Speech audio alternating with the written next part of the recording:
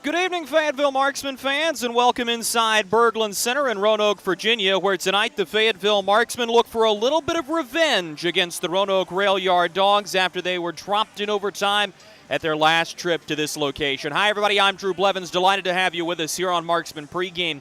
I want to take you back 1 week ago to December 23rd in a game that felt like it was going to be big, and it did not disappoint. The Fayetteville Marksmen came out and opened the scoring, but a strong second period by the Roanoke Rail Yard Dawgs saw Brady Hepner tie the hockey game.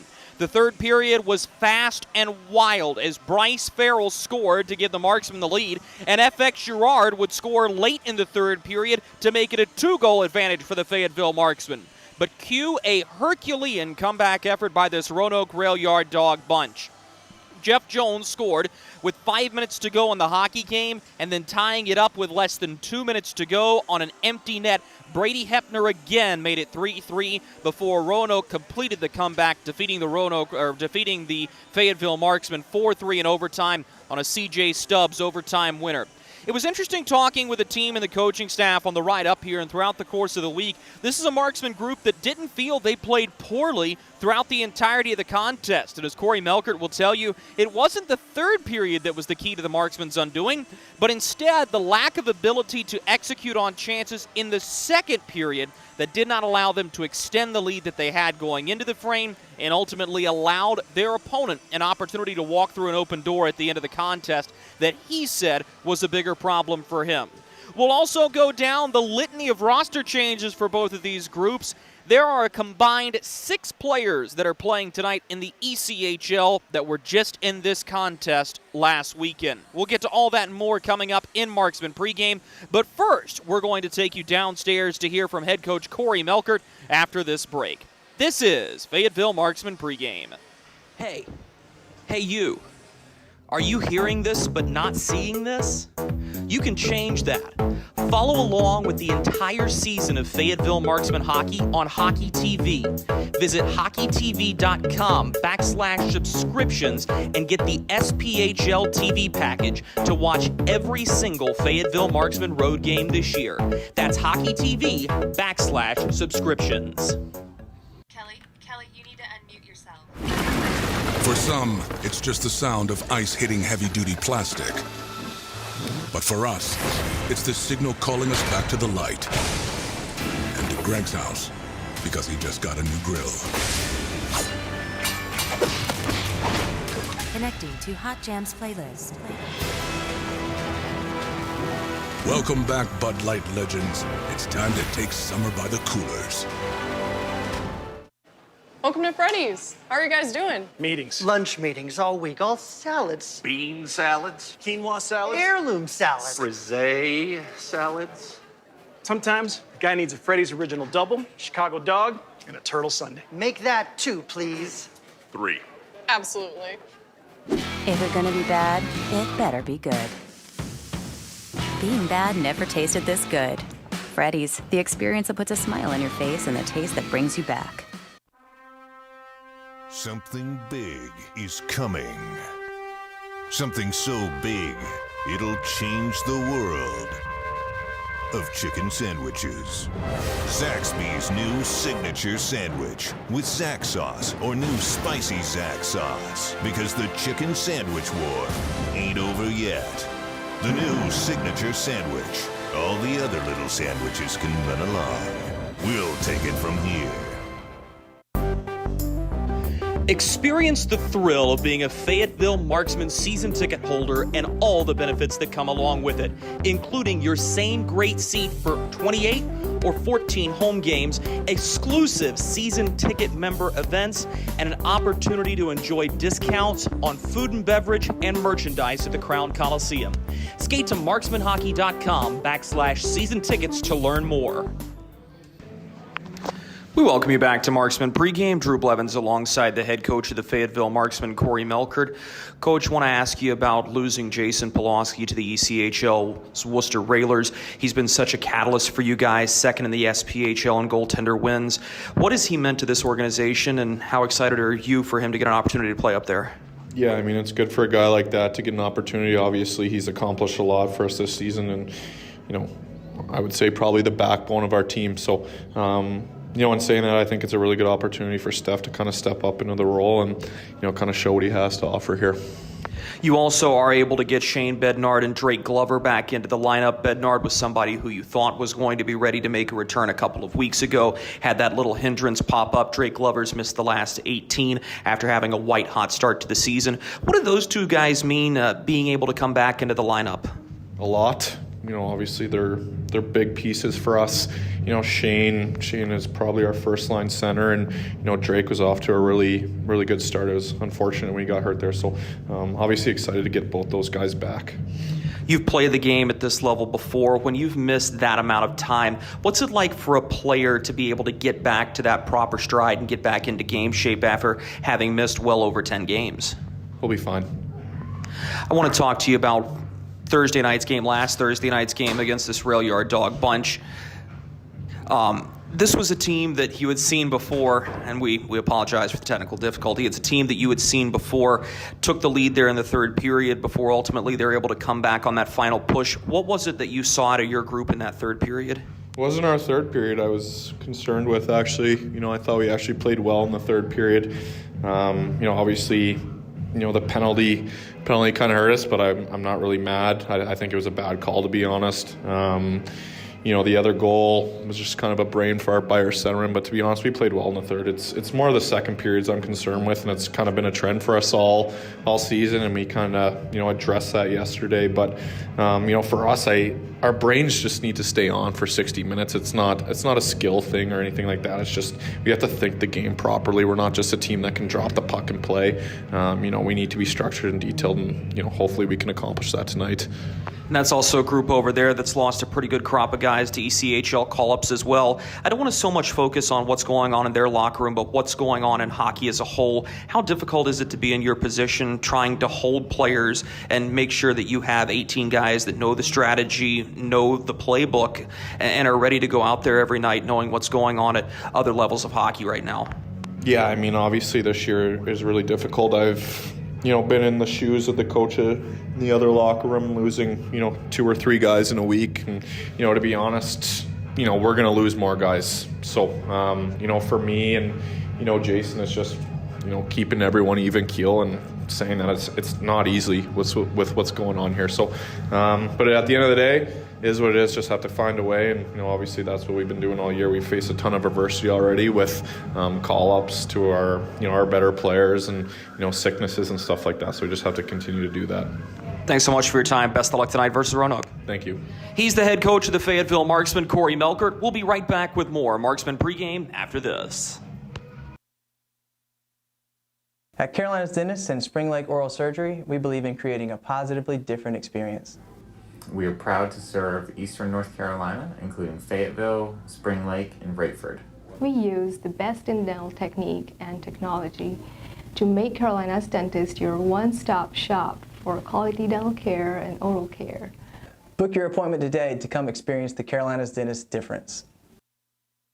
Hey, it's Goldie from Good Morning Fayetteville for St. Peter Pest Control. They've been doing my pest control services all summer, and it's been wonderful not to have to deal with ants or mosquitoes the last few months. All that money I saved in calamine lotion. Ray and Preston St. Peter show up, they spray outside, but they also do in-home pest control. So if you have roaches or, dare I say, rodents, they'll take care of them as well, because the last thing you need is unwanted visitors making a nest in your Christmas decorations up in the attic. Call St. Peter Pest Control. They send all your bugs and pests to see St. Peter. We welcome you back inside Berglund Center, about 7 minutes away from puck drop between the Fayetteville Marksmen and the Roanoke Rail Yard Dogs, as these two teams will be duking it out for the 8th of 17 meetings between the two teams this season. And these two teams are about to get very friendly with each other. 7 of the next 15 matchups that the Marksmen play in will be against the Roanoke Rail Yard Dogs, including 3 out of the next 4 that will be right here at Berglund Center. And that all comes around rather rapidly, as they'll play 3 in a row here at Berglund Center after January 14th. It'll be a 3-game set between the Marksmen and the Rail Yard Dogs. The 14th in Fayetteville, the 15th and 16th here in Roanoke. They'll make a return trip on February 4th, and then back in Fayetteville the 11th and 12th of February for another 3-game stint. So these two teams are going to get very familiar with each other, as if they're not already. And I think these are the games that you keep a very close eye on because this is what rivalry is built off of. When you play a team in a really close amount of time, and it's been the same since these two teams have been in the league together, and two cities that are very, very close to each other, you love to see when things get rough and tumble here in this rivalry. But 7 in the next 15 is close in any league, so you're going to want to keep a close eye on the way this rivalry goes down. Let's go ahead and talk about some of the new guys and some of the guys that are out of the lineup tonight. We'll start things off with the Marksman. Of course, the banner mark news is Jason Pawlowski was called up to the ECHL's Worcester Railers on Tuesday. Pawlowski had played in the ECHL before as he had logged 5 games with the Indy Fuel, but making his second career stint in the ECHL as the Railers play against the Maine Mariners. Out of the lineup also tonight for the Marksmen, healthy extras, Brian Moore, who is expected to dress tomorrow for Operation Sellout. Wyatt Noski did not make the trip, and Thomas Clayton was waived earlier this morning. For the Roanoke Rail Yard Dogs, the list grows, and there are some key pieces that are out of the lineup tonight for the Roanoke Rail Yard Dogs. Notably, forwards Nick Ford and Nick DeVito are both out as they are both on call-up. Bryce Martin goes back to South Carolina. He's in the ECHL. Billy Vizzo remains on the 21-day injured reserve list, so he is unavailable to Dan Bremner and company tonight.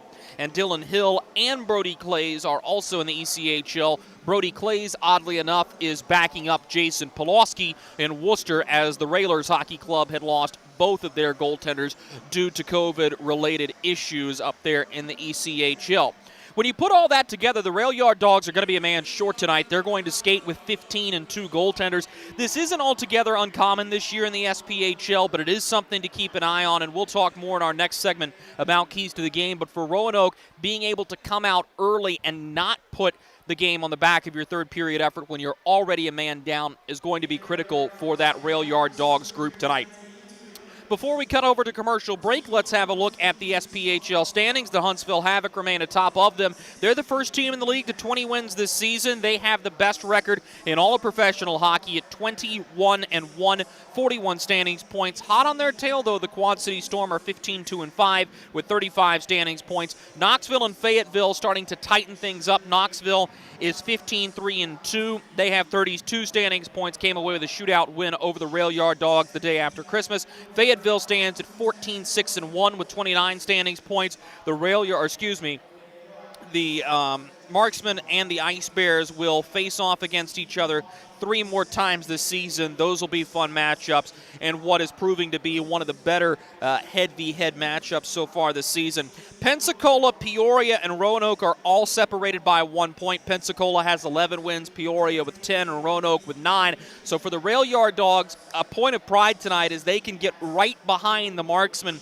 They would be 3 points out of 4th place in the league if they can score 2 points tonight with a victory. And that is saying something because the Rail Yard Dogs at one point were next to last in the league and stayed down there to start the season. Evansville is 11-9-0 after losing their game last weekend due to virus issues. They stand at 22 standings points. They right now occupy the final SPHL playoff spot. And the gap between 8 and 9 continues to grow a little bit larger. Birmingham at 3-6-4 has 10 standings points. Macon at 3-17-1 has 7. They'll be in Fayetteville tomorrow night. And the Vermilion County Bobcats are the seller of the league. They are 2-14-2 with 6 standings points. Let's step aside for these messages from our corporate partners. Coming back on the other side of it, we'll give you our keys to victory. This is Marksman Hockey. Welcome to Freddy's. How are you guys doing? Meetings. Lunch meetings all week, all salads. Bean salads. Quinoa salads. Heirloom salads. Frisee salads.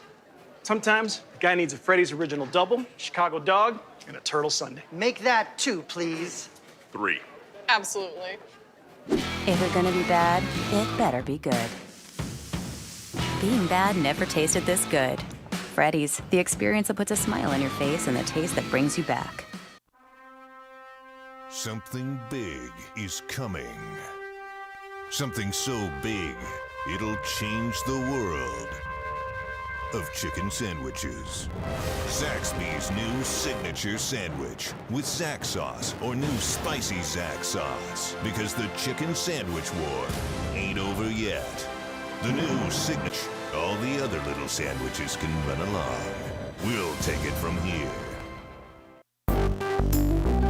Experience the thrill of being a Fayetteville Marksman season ticket holder and all the benefits that come along with it, including your same great seat for 28 or 14 home games, exclusive season ticket member events, and an opportunity to enjoy discounts on food and beverage and merchandise at the Crown Coliseum. Skate to marksmanhockey.com/season tickets to learn more. For the final time during Marksman pregame, we welcome you inside Berglund Center in Virginia's Blue Ridge. Let's go ahead and have a look at some of the keys to victory for these two teams tonight. First, for the Fayetteville Marksmen, Corey Melker couldn't have said it any better. It's a 60-minute mentality. You have to play a full game's worth against this Rail Yard Dawgs team, and that's been a problem all year for the Marksmen, namely in the second period, where they've only scored 12 of their 66 goals this year. The other thing is you have to have an execution mentality. If you've got a lead in the hockey game, you've got to do the little things to finish it out. And one more, just as a quick addendum, you also want to keep pucks on the outside and make the job easy on Stefano Durante. For the Rail Yard Dawgs, pressure early. When you're a man down, you want to go ahead and take the game to your opponent. It's going to be critical that they hop out to a strong first 20 minutes. And then you have to simplify the hockey game. With two new signees in the lineup tonight, you want to make sure the strategy is not too complicated, and you want to play a simple, effective brand of hockey. That'll do it for us during Marksman pregame. Puck drop between the Rail Yard Dawgs and the Marksmen is next.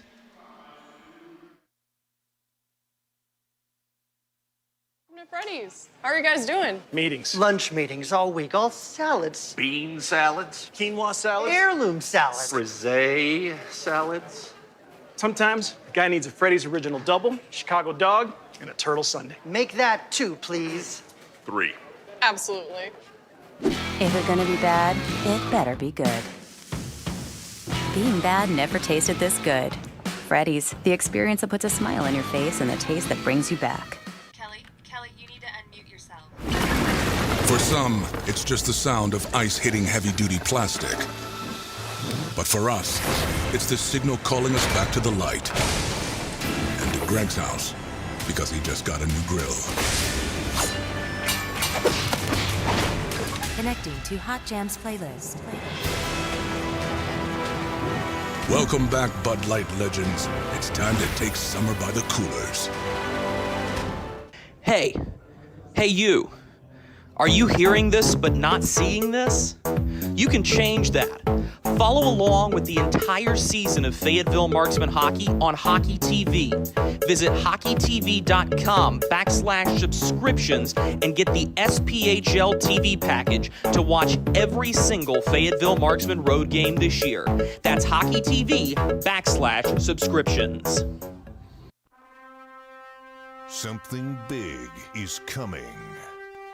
Something so big, it'll change the world of chicken sandwiches. Zaxby's new signature sandwich with Zax sauce or new spicy Zax sauce, because the chicken sandwich war ain't over yet. The new signature sandwich. All the other little sandwiches can run along. We'll take it from here.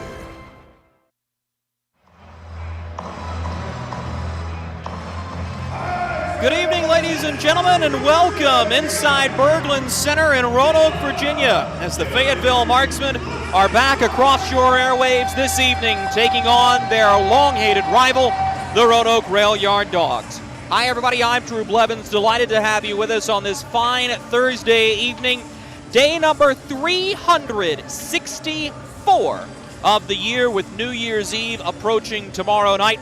The Fayetteville Marksmen find themselves in the familiar confines of Berglund Center. It's a new-look unit for both of these two teams as the Fayetteville Marksmen get Shane Bednard and Drake Glover back from their respective injuries. Stefano Durante is in the cage. Meanwhile, Igor Kostyakov and Jesse Anderson are in the lineup for the Rail Yard Dawgs tonight, as Austin Rotobush tends to the goal crease to our left. Sit back, relax, and enjoy this one from Virginia's Blue Ridge as away we go with meeting number 8 of 17 between these two teams. The Marksmen have the advantage in the series 4-2-1, but the Rail Yard Dawgs are looking to have something to say about that tonight, as they will host 3 of the next 4 matchups between these two squads. Tommy Picorni in his zone near side corner will have to swing it around to the far side of the rink. Long shot through traffic. Rotobush found it, but it took an awkward cairn off the far side post and bounces harmlessly wide. Pushed up to C.J. Stubbs, who was the overtime hero last Thursday here in Roanoke, and he'll shoot it into the far side corner for Don Oliveri to go to chase it. Oliveri out of Nazareth College gains the red line, shoots it into attacking ice. It handcuffs Charlie Pelnick. Chance for the Marksman in front. One-timer. Rotobush says no twice, with Alex Reynaud lurking in front of the goal crease for a rebound chance. Good start for the Marksman here. Reynaud on his backhand turns it around of Shane Bednard, who's back in the lineup after having missed the last 3. Bednard has the puck taken from him by Daniel Klinetsky, who will push out to the far side defenseman for the Rail Yard Dogs. They're unable to clear.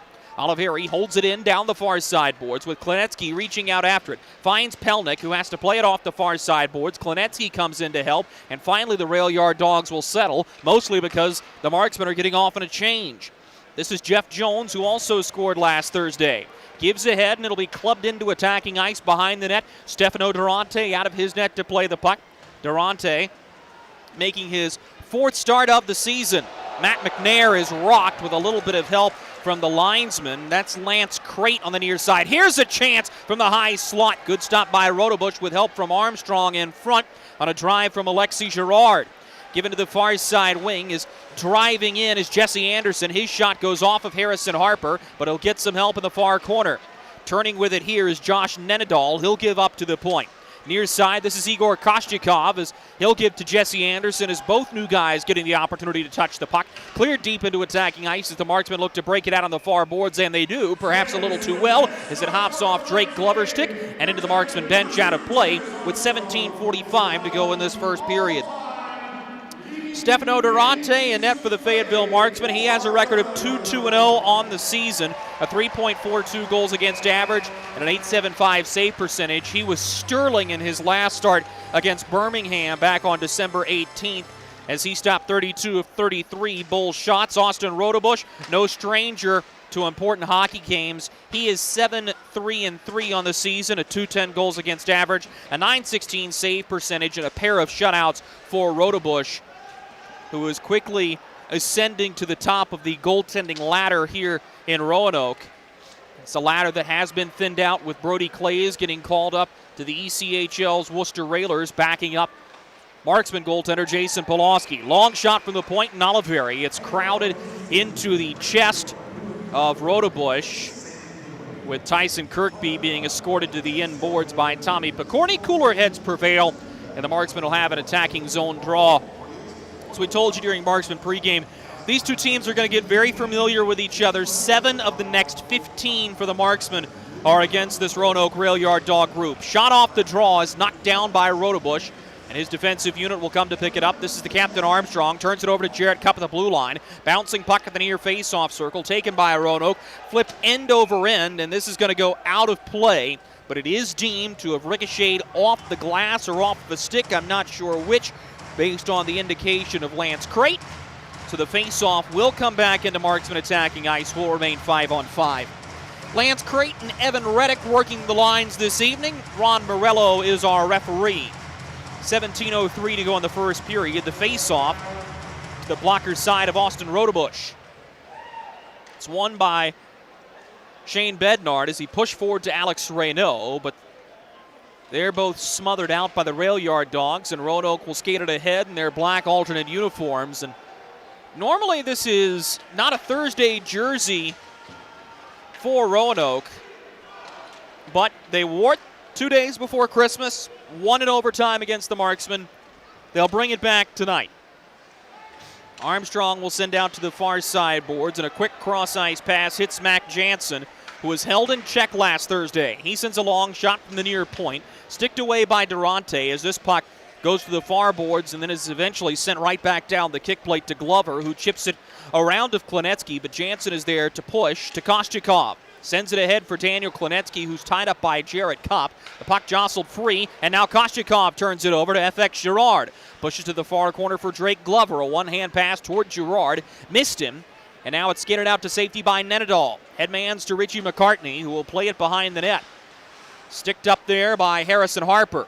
Gets it to Matt McNair. McNair tried to bounce it around to McCartney. Instead, hit him in the shin pad. Harper's going to be able to help out with a center ice pass to Alexi Girard, who crosses the center ice face-off circle and will shoot it in behind of Austin Rotobush, where Christian Vela will go to grab it for Roanoke.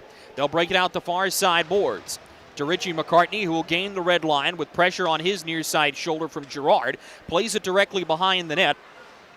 And the Marksmen go to chase. Harrison Harper with pressure from behind and Matt O'Day. Now C.J. Stubbs jumps into the mix. Harper plays it off the far side boards. It'll be taken up there by Armstrong, who finds Tommy Picorni. Quickly ahead to C.J. Stubbs, who forges into attacking ice. Sam Storman cuts him off in the near side corner. Storman will move it up quickly to Taylor McCloy, the Marksman captain. Lost the puck at the red line to McCorney, who fires a far side pass to Travis Armstrong.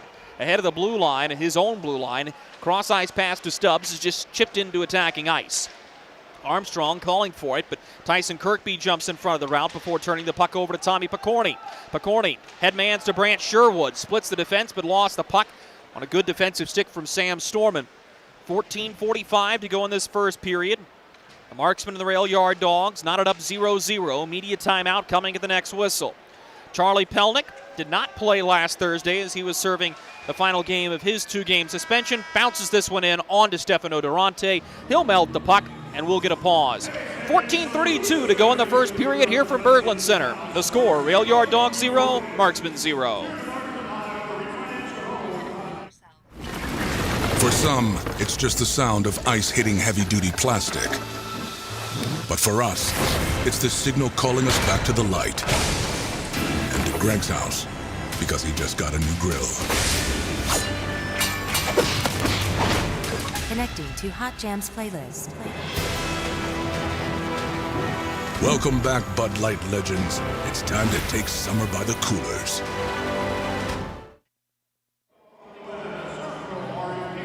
Welcome back inside Berglund Center. 14:32 to go in the first period. The Fayetteville Marksmen and the Roanoke Rail Yard Dogs knotted up at zeros. We remind you, tomorrow night, the Fayetteville Marksmen return to home ice for the first time in 26 days for Operation Sellout. Limited tickets still remain, and all tickets in the building are just $10. You can get yours by skating to marksmanhockey.com and clicking the Tickets tab. Going to be a fun one as the Macon Mayhem are in town tomorrow night. Face-off from Durante's glove side is won by the Rail Yard Dogs. Pelnick fires. This is caught by Durante. Will hit the reset button and do it all over again from the near face-off circle in the Rail Yard Dog zone. Jones will take the draw against Bednard, and Shane Bednard wins this one. Holding on to the puck with Jones shadowing him, finds Alex Reynaud in the near wing. This is backhanded all the way out. And I believe that's into the Marksman bench and out of play. The question is Reynaud going to be assessed a penalty? He will not be. And that's the whole key about the puck going into the bench. If the official deems that had Glass been there, the puck would have ricocheted off of it and stayed in play. There will be no penalty there. Bednard versus Jones in the circle, round 3. Bednard gets the better of him, sends this one off the near side boards where Reynaud goes to chase, catches up to it, feeds a pass into the slot, but Pelnick sniffs it out. Charlie Pelnick sends it all the way around to the far side boards. It'll be touched back there by Brady Hepner, who had a pair of goals last Thursday against the Marksmen. Off of Tanner Fraze, now Bednard gives to Fraze. He fires an awkward shot on goal with a rolling puck. Rotobush says no. Now a drive from the point, and diving to make a block was Jeff Jones, as Cup's bid was thwarted all the way back in the Marksman defensive zone. Strong play by Cup, and Jeff Jones, I think, is somebody who often gets overlooked by opponents, but when you look at him statistically, already over 20 points this season, the majority of them assists. He does a lot of the little things right that just make you a true pro hockey player, and diving in front of Jared Cupp's slapper to block a shot there is one of them. Puck is taken up the near side boards by Roanoke as Jesse Anderson is unable to get it out. Drake Glover going to battle for the puck, but Armstrong takes it from him. Pushes to the far side wing for Josh Nenadal, who will gain the red line and backhand it down the kick plate. Behind the net, Durante to play the puck. He does to the near side wing, Glover. Touches to Matt McNair, who crosses the red line and the attacking blue line. Gives to the far wing. Long shot from FX Girard. Blockered out with a big rebound by Rotobush as the rebound bounces into the near side corner. Igor Kostyakov unable to grab possession as Alexi Girard holds the line to Matt McNair. He'll battle with Daniel Klinetsky. Finds Travis Armstrong behind the net. He gave it away. McNair on a backhander, shut down by the near leg pad of Austin Rotobush, who's been under siege here early. Already 8 shots in the hockey game for the Marksmen. Armstrong knocks McNair from his feet, is able to grab the loose change. Up the near sideboards, he'll headman to Nenadal, who will dump it into attacking ice, where Harrison Harper goes to chase for the Marksmen. Giving it the far side wing, that's FX Girard. Pushes up ice as here comes Taylor Best. Best going to try to do it himself. Lifted over the crossbar at the far side goalpost. Good chance for Best out of Mercyhurst. Now Matt O'Day for Roanoke. At the near circle. Rolls one in on to Durante. He'll take a look up and melt the puck. 12:10 to go in the first period. Still scoreless. Austin Rotobush turning in an early gem of a performance as he's been equal to all now 9 shots he's faced. Dan Bremner looking on, and Bremner really proving to be more of a mad scientist than a crazy person, as he had a stable of 3 goaltenders up until early this week when Brody Clays was called up, and you wonder why in a league like this would you hold 3, and this is exactly why. It wasn't that Clays was the one expected to get called up. In fact, quite the opposite. You would have imagined it would have been Rotobush, but instead Pulaski and Clays go up to Worcester, and Bremner is still left with 2 potent options in net. A healthy Henry Dill, who came off the IR earlier this month, and Austin Rotobush turning in gem after gem of performance. So the face-off will be to the blocker side of Rotobush, with Shane Bednard out of Bowling Green taking the draw. Bednard, a welcome re-addition to this Marksman lineup, as Fayetteville struggled all year in the face-off circle, and Corey Melkert said it, Bednard's your top-line center. Position he's earned with quality play. Push to the near side wing. Nobody home for the pass as Tommy Picorni will drift back behind his net and send it up the near wing boards. Stubbs headmans to O'Day. Splits the defense. He's got a step. O'Day fires. Durante seals himself to the far side goalpost and got a blocker to it. Now behind the net, Sherwood centers the puck. He was looking for Jansen up to the point. Armstrong slapper goes wide. Big rebound. Jansen will take it behind the net, goes to the far side corner. Finds Kostyakov, who will push to the top of the near face-off circle for Armstrong. Feeds it behind the net. Sherwood to O'Day. His one-timer off the side of the net near side. Given out to the far wing now. Jansen probing. Finds O'Day. He's in the slot. Back for Jansen. He fires just wide of the near goal post. Good chance for Roanoke, but Jansen unable to put the shot on frame. Now to the near side corner. Don Oliveri and Mac Jansen go to war for the puck. Back behind the net. It's taken initially by Hepner. Lost it to Bednard, but he gives it away one more time to Jeff Jones, who fires from the far hash marks. Caught by Durante. He'll hang on. That's a really, really good chance for the Rail Yard Dogs here early. Stefano Durante calmly keeps that puck out. Durante out of AIC, coming from a goaltending family. His brother Luca, the starting netminder at SUNY Cortland. It's Durante in his professional rookie season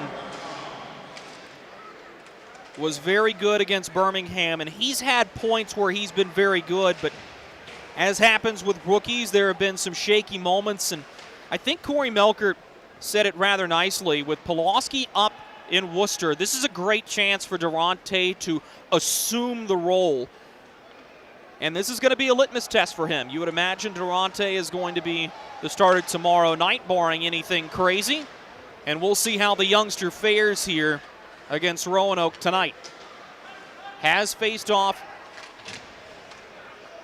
against Macon before. That's the opponent tomorrow, and as I comb through and rack my brain, Durante only has one appearance against the Rail Yard Dogs. It came in relief of Jason Pulaski, and that was way back on November 24th. Marksman will get to the puck as it's sent to the far side wing. This is Taylor Best. Pulls the trigger from the far face-off circle off the glove of Rotobush, who keeps checking over his shoulder for Best, who now stations himself right in front of the net. Gets a pass, works behind the net, centered, looking for McCloy, who had his stick lifted, and now Jesse Anderson will skate it out for the Rail Yard Dogs. Gives to the far wing. That's McCartney, who tried to center the puck for Nenadal. Off the end wall. Jesse Anderson out of Morrisville State. Pushes to the far side point. Here's a try from Armstrong that catches the glass as it misses high and wide. Picorni slams it back below the goal line. Picked up there by Harrison Harper for the Marksman. He's double-teamed, lost the puck. Pulled away by C.J. Stubbs, who looked to the near point for Picorni. The pass deflected and will eventually bounce to Best. He gets tied up by Brant Sherwood. Tyson Kirkby to the rescue as he'll play this into attacking ice, gaining the red line. One-man pressure from the Marksman as Bednard gets upended by Tommy Picorni right in front of Ron Morello. No call, let's keep going. Behind the net, Travis Armstrong will start things up for the Rail Yard Dogs. Skates directly ahead of the center ice face-off circle before shooting it into the near side corner. We'll get a gathering of the minds back behind the net as C.J. Stubbs will be escorted away. Durante covers, and we'll take a pause. 8:17 to go in the first period. Marksman 0, Rail Yard Dogs 0. This is Fayetteville Marksman Hockey. Hey you. Are you hearing this but not seeing this? You can change that. Follow along with the entire season of Fayetteville Marksman Hockey on Hockey TV. Visit hockeytv.com/subscriptions and get the SPHL TV package to watch every single Fayetteville Marksman road game this year. That's hockeytv.com/subscriptions.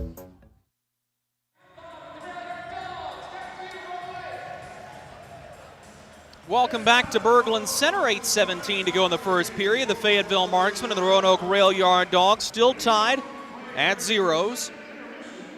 Interesting battle of assistant coaches here this evening. Wojciech Zimlicka for the Roanoke Rail Yard Dogs and Jason Binkley for the Fayetteville Marksmen. Both were playing hockey last season, and both in their first full-time job back behind the bench.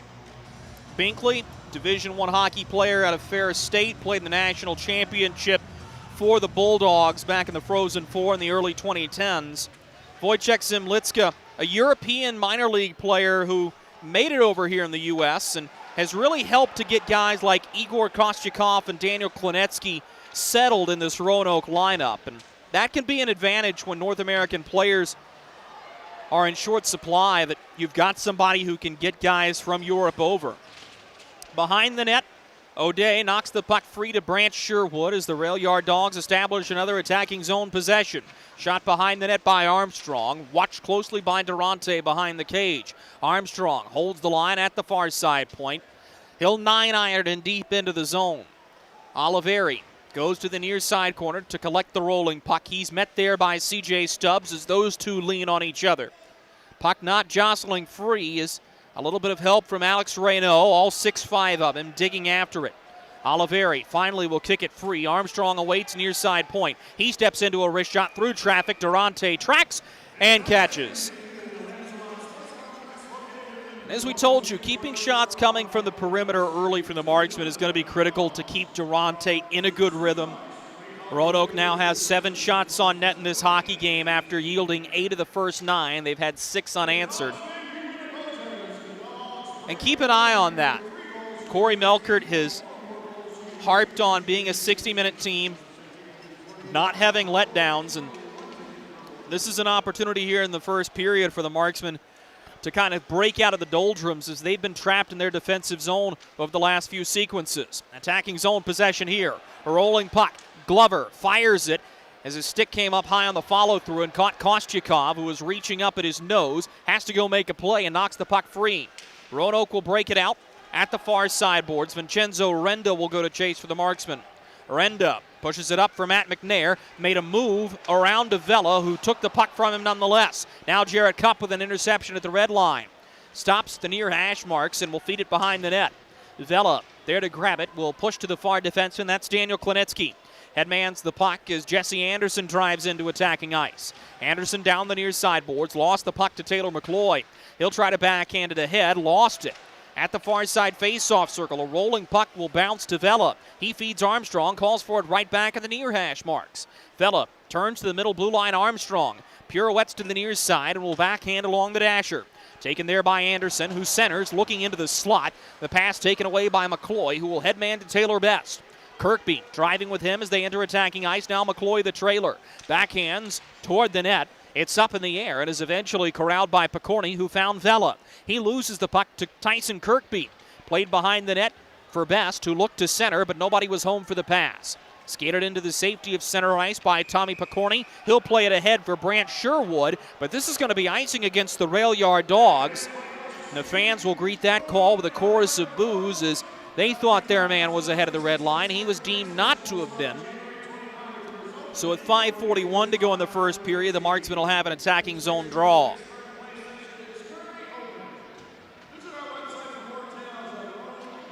Every game between these two this season has been hotly contested, and none of them have been particularly high scoring. The Rail Yard Dawgs have exploded twice at the Crown Coliseum, but interesting statistic for you. Every time that the Rail Yard Dawgs have scored 4 or more, they've won. Whenever they've scored 2 or less, they've lost. So there has not been a lot of offensive help in low-scoring games for Roanoke. Here's O'Day, backhands, Durante, and the split's got a piece of it with Sam Storman disrupting the pass, and Durante will freeze the puck. 5:12 to go in this first period.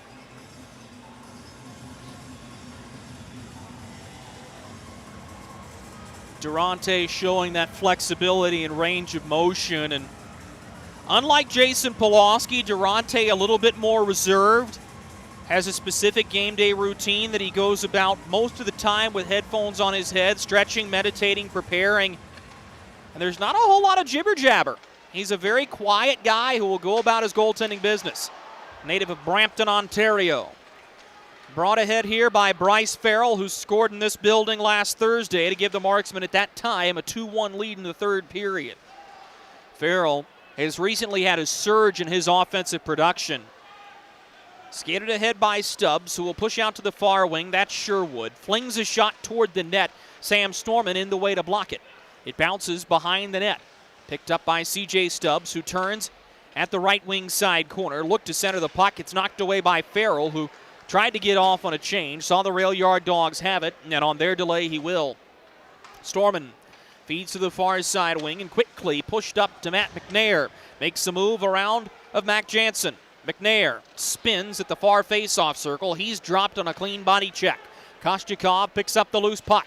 Skates down the far boards. Lost it to Taylor Best, who will skate backwards into his own zone to set up the breakout.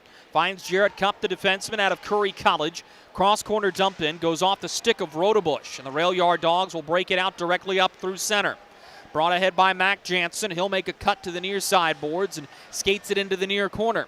A rolling puck scooped up there by the Marksman. Best pushes ahead to McCloy. He'll give to the far wing. That's Tyson Kirkby. Kirkby on his forehand bounces it ahead to McCloy as he gets pinned on the far boards by Tommy Picorni, who's had a nice first period being promoted to that first pairing with Dylan Hill going to the ECHL's Fort Wayne Comets. Long stretch pass to Richie McCartney. Cherry picking it the attacking blue line. He shoots. Big rebound off the blocker of Durante. Nenadal takes it far corner. Look to the middle slot, taken away by Tanner Fraze. Backhanded up the near side boards. Klinetsky awaiting there for the Rail Yard Dawgs. Brought ahead through center. McCartney turns at the center ice face-off circle. Fires a wrist shot from the top of the circles in attacking ice. He was met stick-to-stick by Gerard as this one goes to the far side corner. Reynaud just backhands into space. Klinetsky there awaiting. Native out of Pardubice, Czech Republic. Sends it out to the far blue line. The Rail Yard Dawgs get it out to center. Vela will chip it in behind Durante. Jarrett Cupp for the Marksman going to chase. He's met by Matt O'Day, and C.J. Stubbs comes away with the puck. Stubbs peels up the far boards to Pelnick, fires a wrist shot, tipped on the way through. Big rebound. Durante finds it and bats it back behind the net. Harrison Harper cuts off the path of the attacking Rail Yard Dawg. This is bounced up to center. Picorni held the line. Finds O'Day. Gives to Stubbs far face-off circle. He centers. Sherwood fires. Fan to the shot. Durante looking for it. Still loose. O'Day shoots. They score. Scramble for the puck in the slot. The Marksman couldn't find it. And Matt O'Day is Johnny on the spot to give the Rail Yard Dawgs a 1-0 lead.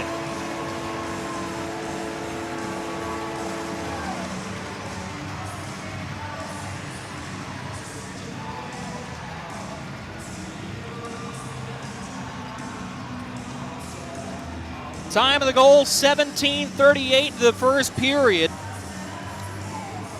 Matt O'Day scoring his 4th of the season on a little roller in front that Durante saw ricochet off of his near leg pad, and the marksman couldn't find it.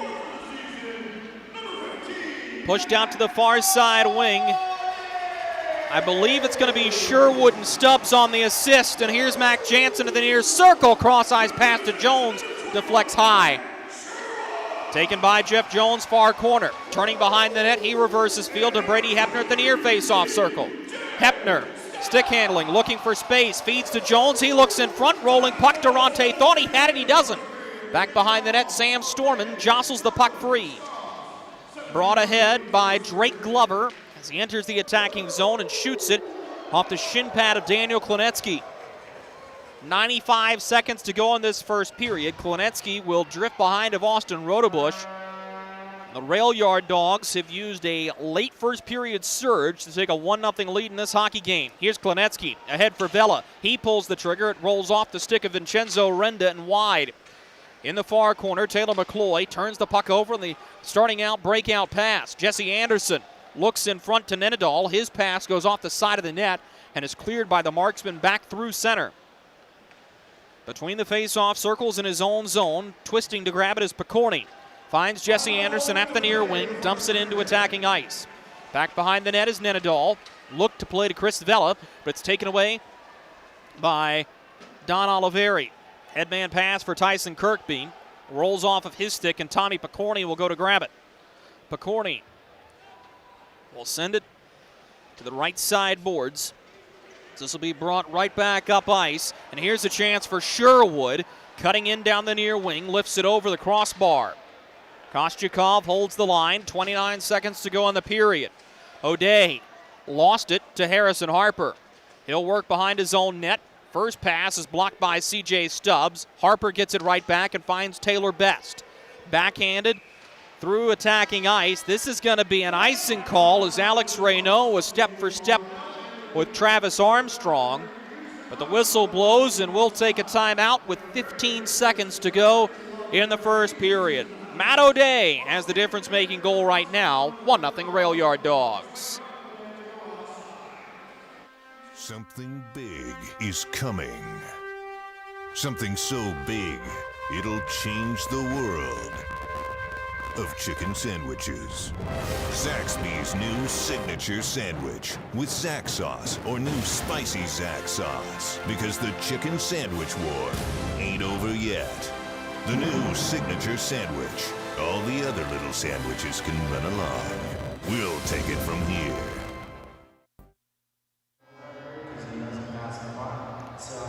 "15 seconds to go in the first period. The Roanoke Rail Yard Dogs and a goal from Matt O'Day have a 1-0 lead in this hockey game. And despite the fact they gave up 8 of the first 9 shots, the Rail Yard Dogs have only given up 1 since the halfway point of this period and have put 11 onto Stefano Durante. Face-off won by the marksman as Reynaud bounces it up the near side glass. Line held by Armstrong, who will play below the goal line. Taylor Best gets to it for the marksman. 3 seconds to go in the period. He'll lift it to the near side corner, and that's where the horn will sound. 1-0 through 20 minutes of play. The Roanoke Rail Yard Dogs have the lead on the Fayetteville Marksmen. Shots on goal for the first period for the Roanoke Rail Yard Dogs, 12. For the Fayetteville Marksmen, 9. We'll step aside as the Zamboni will come out to resurface the ice here at Berglund Center. We'll be right back with our first period intermission report. This is Fayetteville Marksman Hockey.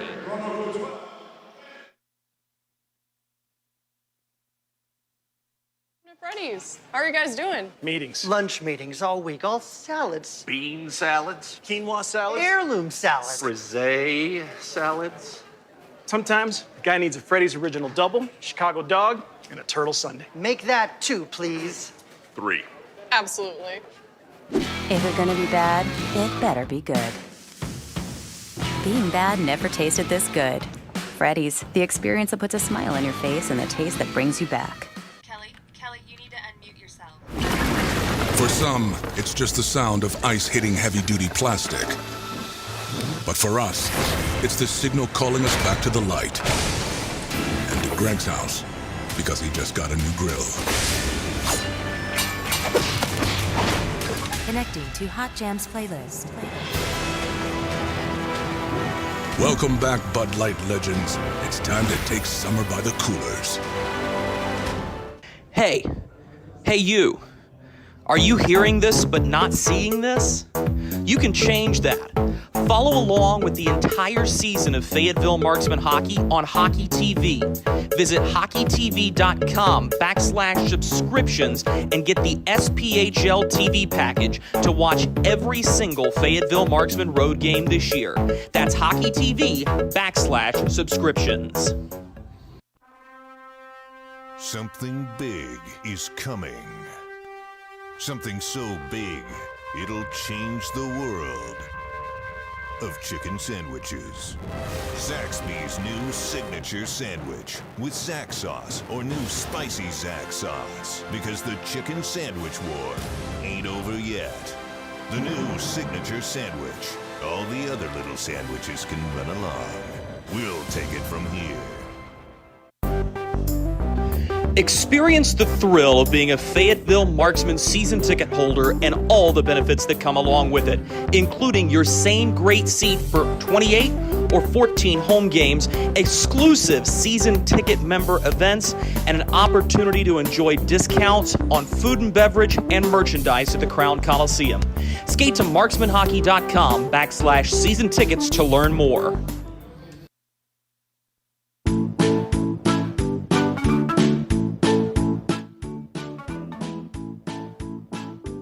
Mikey? Carolina's Dentists offers the best in oral care and technology. Hope you're brushing twice a day like we discussed. And don't forget to make that 6-month appointment, okay? We'd like to keep those pretty white teeth looking good for you. Come experience positively different dentistry at Carolina's Dentist, the official dentist of the Fayetteville Marksmen. Baby, we have spiders on every corner outside our house. Okay, I'll call someone to take care of it. Baby, we have fire ants all over the yard. Alrighty, I'll call someone else to take care of that. Baby, these mosquitoes, you have got to go. Here we go again. One call to St. Peter Pest Control provides all these services. Total pest protection for one low monthly payment. At St. Peter Pest Control, we send all your bugs to see St. Peter. We welcome you back to Berglund Center inside the broadcast booth. Drew Blevins with you. It's the Fayetteville Marksmen trail the Roanoke Rail Yard Dogs after 20 minutes of play.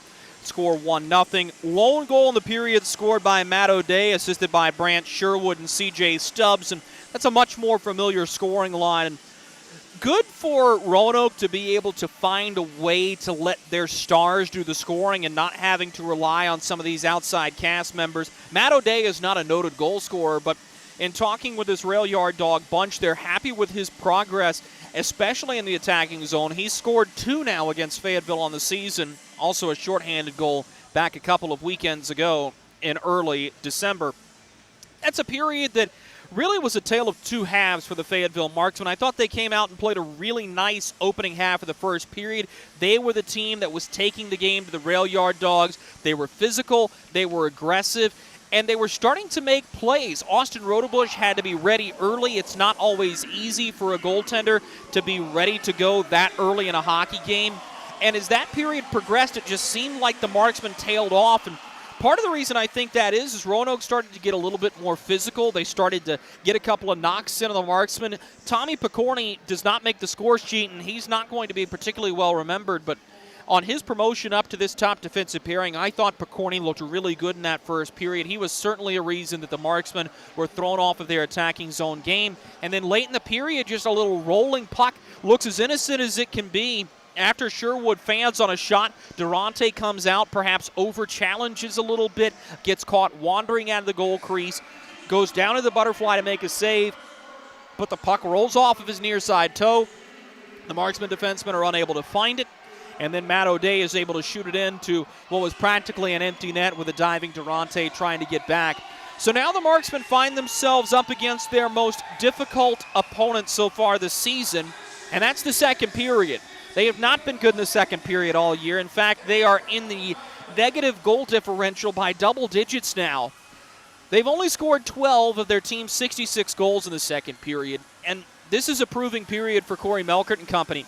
Last time the Marksmen were here, last Thursday, December 23rd, they got outshot 16-7 in the middle frame of play and gave up a goal in the middle 20 minutes. That's going to be something they cannot afford to do tonight, as you do not want to give the Rail Yard Dogs any type of momentum or opportunity to steal another one from you here at home.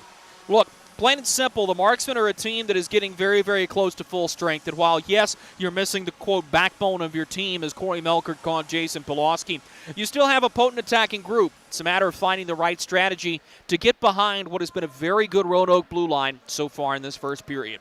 We're going to step aside for a quick commercial break. Coming back from it, you'll hear from Drake Glover as he makes his return to the Marksman lineup after 18 games away on the injured reserve. This is Fayetteville Marksman Hockey. Welcome to Freddy's. How are you guys doing? Meetings. Lunch meetings all week, all salads. Bean salads. Quinoa salads. Heirloom salads. Frisee salads. Sometimes a guy needs a Freddy's Original Double, Chicago Dog, and a Turtle Sundae. Make that 2, please. 3. Absolutely. If it's gonna be bad, it better be good. I've never tasted this good. Freddy's, the experience that puts a smile on your face and the taste that brings you back. Kelly, you need to unmute yourself. For some, it's just the sound of ice hitting heavy-duty plastic. But for us, it's the signal calling us back to the light. And to Greg's house, because he just got a new grill. Connecting to Hot Jams playlist. Welcome back, Bud Light legends. It's time to take summer by the coolers. Hey you. Are you hearing this but not seeing this? You can change that. Follow along with the entire season of Fayetteville Marksman hockey on Hockey TV. Visit hockeytv.com/subscriptions and get the SPHL TV package to watch every single Fayetteville Marksman road game this year. That's hockeytv.com/subscriptions. Something big is coming. Something so big, it'll change the world of chicken sandwiches. Zaxby's new signature sandwich with Zax sauce or new spicy Zax sauce. Because the chicken sandwich war ain't over yet. The new signature sandwich. All the other little sandwiches can run along. We'll take it from here. Experience the thrill of being a Fayetteville Marksman season ticket holder and all the benefits that come along with it, including your same great seat for 28 or 14 home games, exclusive season ticket member events, and an opportunity to enjoy discounts on food and beverage and merchandise at the Crown Coliseum. Skate to marksmanhockey.com/season tickets to learn more. Welcome back to Marksman Hockey. Drew Blevins alongside Drake Glover. Drake, first of all, welcome back into the lineup. You've missed the last 18 games with injuries. What's that been like for you getting back into playing shape and finally ready to step back out on the ice in an SPHL game? Feels nice to be back. It's been a long 6 weeks, and excited to battle with this group once again. This is a team that you've played against before. You've scored against this group already this year. You had 5 points before the injury. What's it like, and take me inside your mindset a little bit, knowing how well you started the season, knowing this is a familiar opponent to you, and now being thrust right back into the saddle? I think the biggest thing for me, familiarity, was playing with Matt McNair and FX Gerard. Playing with them first few games really helped me out. They work super hard, so it'll just be nice to be playing back with them again tonight. And just to be back in the locker room around the guys, how supportive has this group been? This seems like a very tight-knit locker room group. How have they rallied around you to help you get on that road to recovery? Oh, they've been great. They've been with me every step of the way. They've been great the whole time. It made it that much easier, so very excited to be back on the ice with them again. What's the recovery process been like for you and being able to get back into shape? As you said, a 6-week injury. That's no small amount of time here in the SPHL. Just walk us through what it's been like day to day and week to week for you. First few weeks, just kind of getting rest and staying off, not using my shoulder. But now it's just kind of getting back into it, getting back on the ice, getting back in shape, and just kind of getting healthy every week. So it feels nice to be healthy again. So more important for you right now, looking at the present and each shift that is upcoming in this hockey game, or have you caught yourself looking forward ahead to the rest of the season? I'm just excited to get back playing tonight. I mean, you can get caught forward, you can get caught looking forward, but you've got to take it one game at a time, one shift at a time. I'm excited to be back. Drake, thanks for your time. Thank you. He's Drake Glover. We'll be right back with more Marksman hockey after these messages. Look at our yard. So many anthills everywhere. Did you know that a single ant can live to be 29 years old? Really? Well, what about a married one? Seriously? But really, we need to fix the yard. St. Peter Pest Control handles all your mosquitoes, ants, spiders, cockroaches, and even rodents. St. Peter Pest Control provides full home pest protection and consistent treatment of ants and mosquitoes in your yard, too. At St. Peter Pest Control, we send all your bugs to see St. Peter.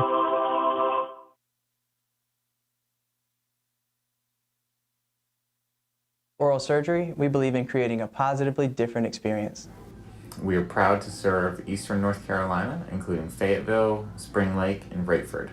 We use the best in dental technique and technology to make Carolina's dentist your one-stop shop for quality dental care and oral care. Book your appointment today to come experience the Carolina's dentist difference.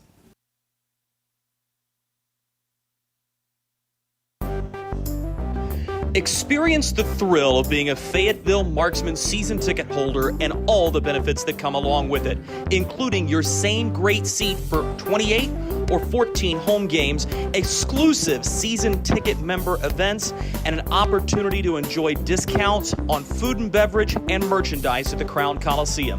Skate to marksmanhockey.com/season tickets to learn more. Welcome back to Marksman Hockey. We welcome you back inside Berglund Center as the Roanoke Rail Yard Dogs have a 1-0 lead on the Fayetteville Marksmen through 20 minutes of play. We're about 5 minutes away from puck drop of period number 2 between these two teams. Let's go for a quick spin around the rest of the SPHL. Nobody in action just quite yet, but in 15 minutes, the Pensacola Ice Flyers will host the Birmingham Bulls from the Pensacola Bay Center. And the Huntsville Havoc will host the Knoxville Ice Bears in what promises to be a very good game after Knoxville got a win at home over this Rail Yard Dog group in the shootout on the day after Christmas. So 2 very good games, a chance for Birmingham to start climbing out of that 9 spot and working their way back into the playoff picture against a Pensacola team that is middling and looking to break out of that as well. Meaningful games upcoming here as we hit the dog days of the SPHL season, and I can guarantee you that it is going to be a lot of fun to watch how these standings will change over the course of the next few days. Let's go ahead and visit the world of college football. In the Chick-fil-A Peach Bowl, the Michigan State Spartans, the number 10 team in all the land, has a 10-7 lead on Pittsburgh, the ACC champion, as they won their first ACC conference championship a couple of weeks ago against Wake Forest. And a couple of finals from earlier today, the Purdue Boilermakers beat the Tennessee Volunteers 48-45 in overtime in the Trans-Perfect Music City Bowl.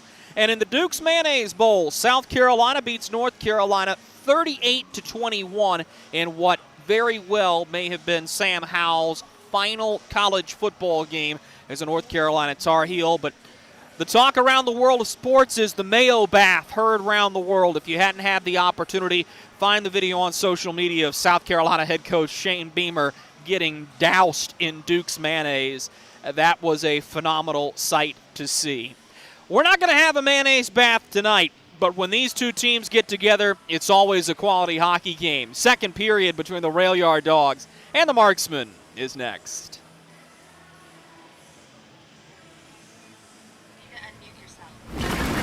For some, it's just the sound of ice hitting heavy-duty plastic. But for us, it's the signal calling us back to the light. And to Greg's house, because he just got a new grill. Connecting to Hot Jams playlist. Welcome back, Bud Light legends. It's time to take summer by the coolers. Hey you. Are you hearing this but not seeing this? You can change that. Follow along with the entire season of Fayetteville Marksman hockey on Hockey TV. Visit hockeytv.com/subscriptions and get the SPHL TV package to watch every single Fayetteville Marksman road game this year. That's hockeytv.com/subscriptions. Welcome to Freddy's. How are you guys doing? Meetings. Lunch meetings all week, all salads. Bean salads. Quinoa salads. Heirloom salads. Frisee salads. Sometimes a guy needs a Freddy's Original Double, Chicago Dog, and a Turtle Sundae. Make that 2, please. 3. Absolutely. If it's gonna be bad, it better be good. Being bad never tasted this good. Freddy's, the experience that puts a smile on your face and the taste that brings you back. Something big is coming. Something so big, it'll change the world of chicken sandwiches. Zaxby's new signature sandwich with Zax sauce or new spicy Zax sauce. Because the chicken sandwich war ain't over yet. The new signature sandwich. All the other little sandwiches can run along. We'll take it from here.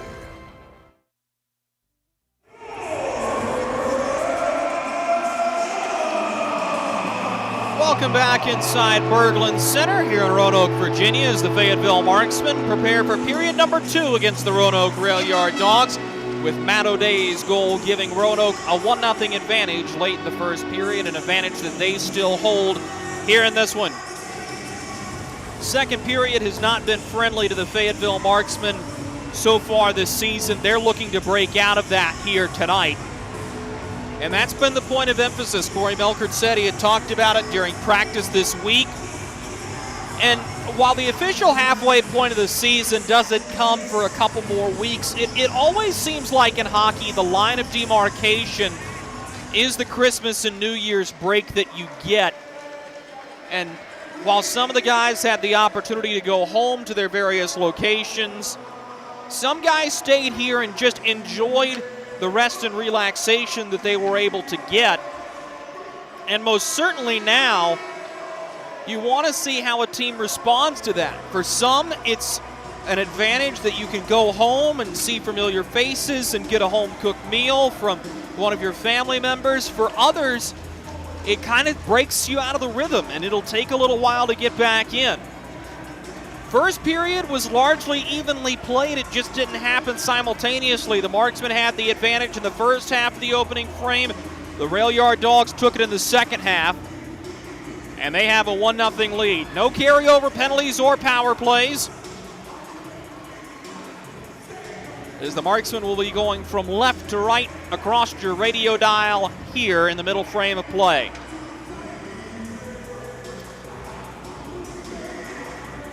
Puck is dropped, and away we go with period number 2, as Picorni will take the puck for the Rail Yard Dawgs. Gives ahead to Sherwood, toe drags and fires wide of the near side goal post.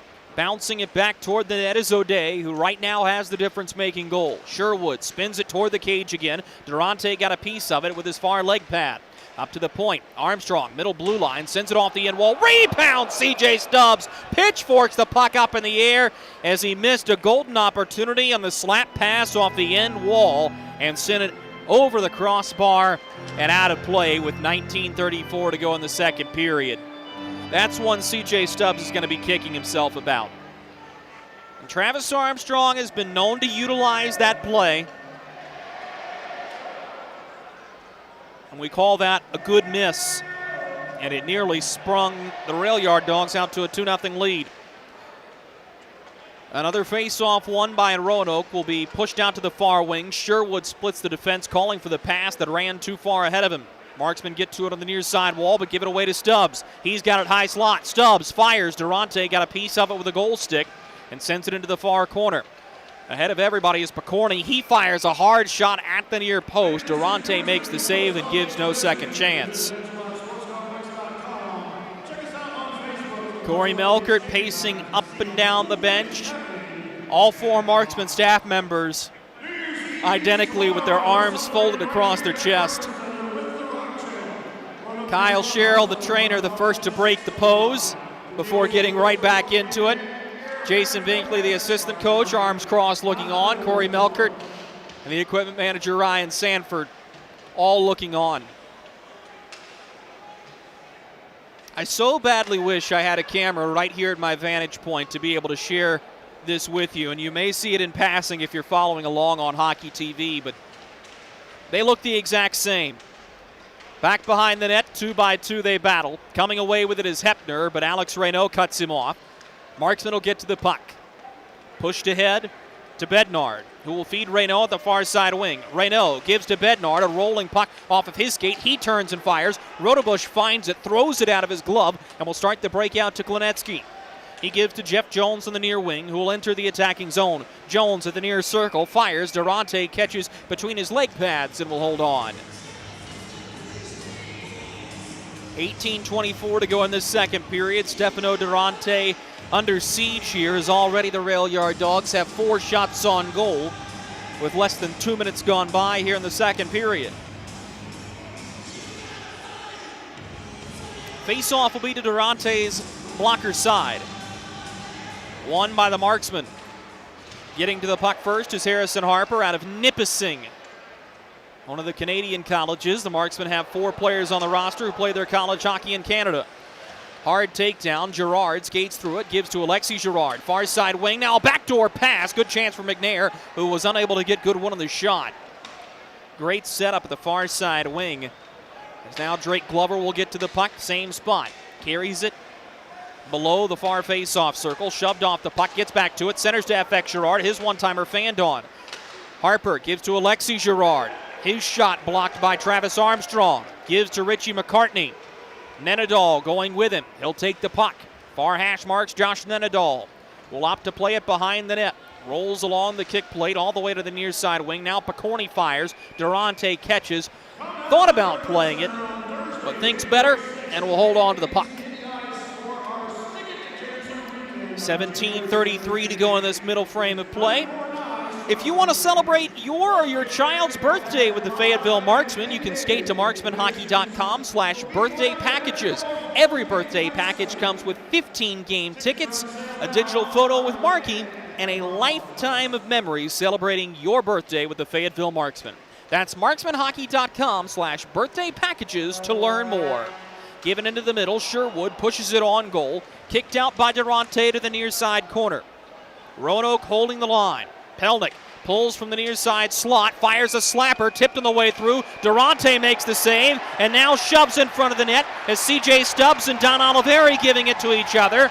The linesman will step in and attempt to separate those two, as Stubbs and Oliveri will be pulled apart by Lance Creighton and Evan Reddick. Oliveri had his helmet jostled free as Stubbs grabbed hold of him. Not sure what precipitated that. I'm guessing something was said in that goal crease, as there was no physicality going on before. Durante also had a stick end up under his arm. Things getting testy. 17:16 to go second period. 1-0 Rail Yard Dogs. The face-off in their attacking zone to the glove hand of Stefano Durante. Won by Roanoke. Up to the point, Picorni fakes the slapper and will feed it behind the net, looking for Sherwood, unable to catch up to it. Taylor Best, pressured by Matt O'Day. Best from the near side corner, passed off the skates of O'Day that actually tripped him. Now Pelnick gives to Picorni, his one-timer, bounces to the near side face-off circle. Sherwood can't get the shot off. McCoy can't clear. Now Sherwood pushes to Stubbs. He fires. Great diving play made by Sam Storman, who got a piece of the shot with his stick and blocked it. Picorni at the far side blue line. Steps ahead of one man and feeds it to the far corner, where it's taken by Sherwood. Turns to the far hash marks and will twist up there for Stubbs. He fires a pass up to the blue line, splits the defense, and it's a free clear for the Marksman, and a fire wagon change coming for the Fayetteville group. Brady Hepner near red line. Tries to get it up and around his man, cannot, as Reynaud sends it to the far wing for Fraze, waiting at the blue line.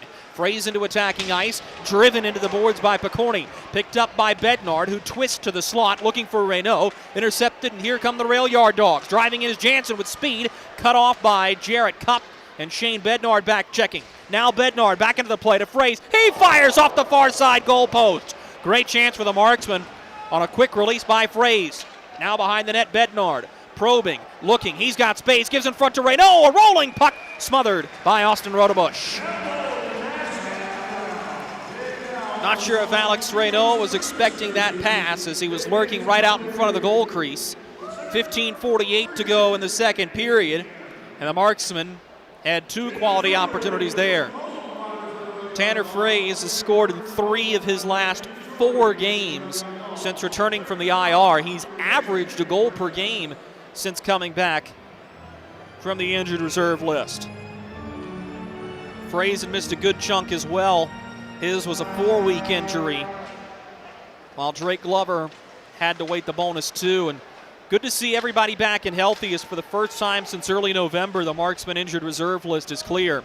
Hard hit at the far boards as Roanoke crashes with Nenadal. Puck jostled free to Bednard. He's got a man in the slot. Holding on to it is Alexis Girard as he tried to backhand to Bednard. He was unable to get the puck.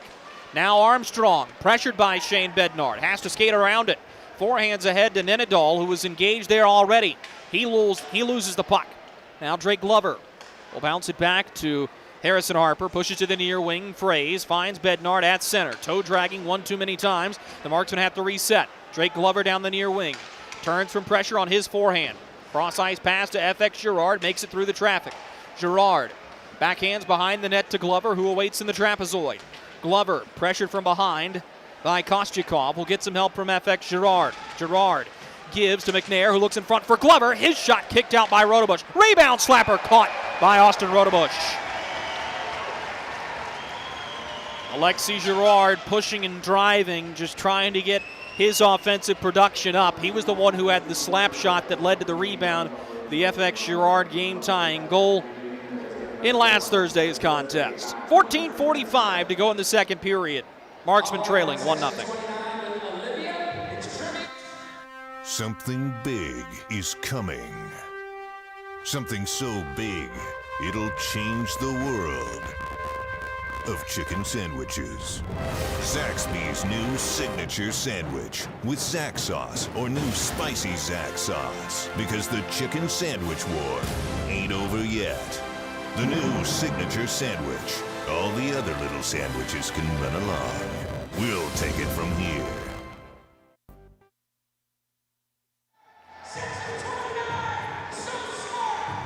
$14:45 to go in the second period. The Roanoke Rail Yard Dawgs leading the Fayetteville Marksmen 1-0. Matt O'Day has the difference-making goal right now. It came 17:38 into the first period as Austin Rotobush will saunter back to his goal crease. And this is a danger area for the Marksmen right now. You want to keep up the offensive zone pressure that they had in the last sequence, but when Rotobush gets in a zone, he's in a zone. Face-off won by the Marksmen. Storman's drive from the point ricochets high over top of the net. Picorni can't get around of Best, but Daniel Klinetsky will pick up the puck and send it to the far wing. Good play made ahead by Nenadal. He's got a man going with him. That's Jesse Anderson. Feeds him over top of his stick, looking for a one-timer driving toward the net. This puck will bounce out to the blue line. Vela holds and will feed it behind the net as Sam Storman goes to chase it. Sam Storman on the end wall will bounce the puck up into open space. Battling ahead is Taylor Best. Gives it up for Farrell, who gets rocked by a hard shoulder from Armstrong. Now a hard hit way off the puck as Armstrong got into Best. He's still giving him a couple of shoves. Here comes Brant Sherwood down the near wing to Stubbs. Look back for Sherwood, who wasn't ready for the pass. Now Taylor McCloy gains the red line and will shoot it into attacking ice. This is going to be icing, as is called by Lance Crate.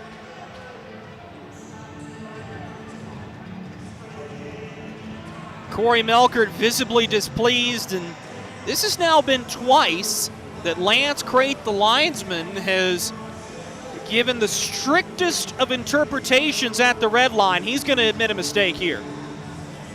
This faceoff's going to come back out to center. I think that's a good job by Ron Morello to get his young linesman back in place. Crate was initially not supposed to work this game. It was instead going to be Shane Corrali, who was pulled off assignment at the last minute for an undetermined reason, but that was passed up here to the press box. About an hour before puck drop, there will be a new linesman. Skating ahead is Brant Sherwood. Pulls the trigger but fanned on the shot. Marksmen have it 2-on-2 crossing the red line, but Bednard lost it. Oliveri comes back to pick it up. Oliveri 1-on-1 with Armstrong. Instead, will opt to go to the near corner and play it behind the net. Cycling up toward the point, the puck will bounce off of his shin pad into the far side corner. Marksmen have two players there. Centering pass to Fraze. He'll give to Oliveri, top of the near circle. Fires a slap shot off the skate of Renault and wide. Harper holds the line. Plays it to the end boards, but it's taken there by Armstrong. Given ahead to Matt O'Day. He's got Sherwood driving the net. O'Day backhands to the trailer. That's Armstrong. Turns in front looking for Sherwood. FX Girard snuffs it out. Line held by Igor Kostyakov. So the rest of the rail yard dog group gets off on a line change. 12:40 to go in the second period. 1-0 Roanoke. Behind the net, Oliveri hunched over his stick, hanging on to the puck, awaiting reinforcements. McNair, the centerman, swings once. He'll give to FX Girard. Backhands through center. It's turned over. Hepner gives to Mac Jansen. Swings off the far side boards as Harrison Harper's after it. He backhands off the near side boards. This is going to go all the way down. No doubt about this one. This is icing. 12:19 to go in the second period. And a marksman draw coming up in the defensive zone.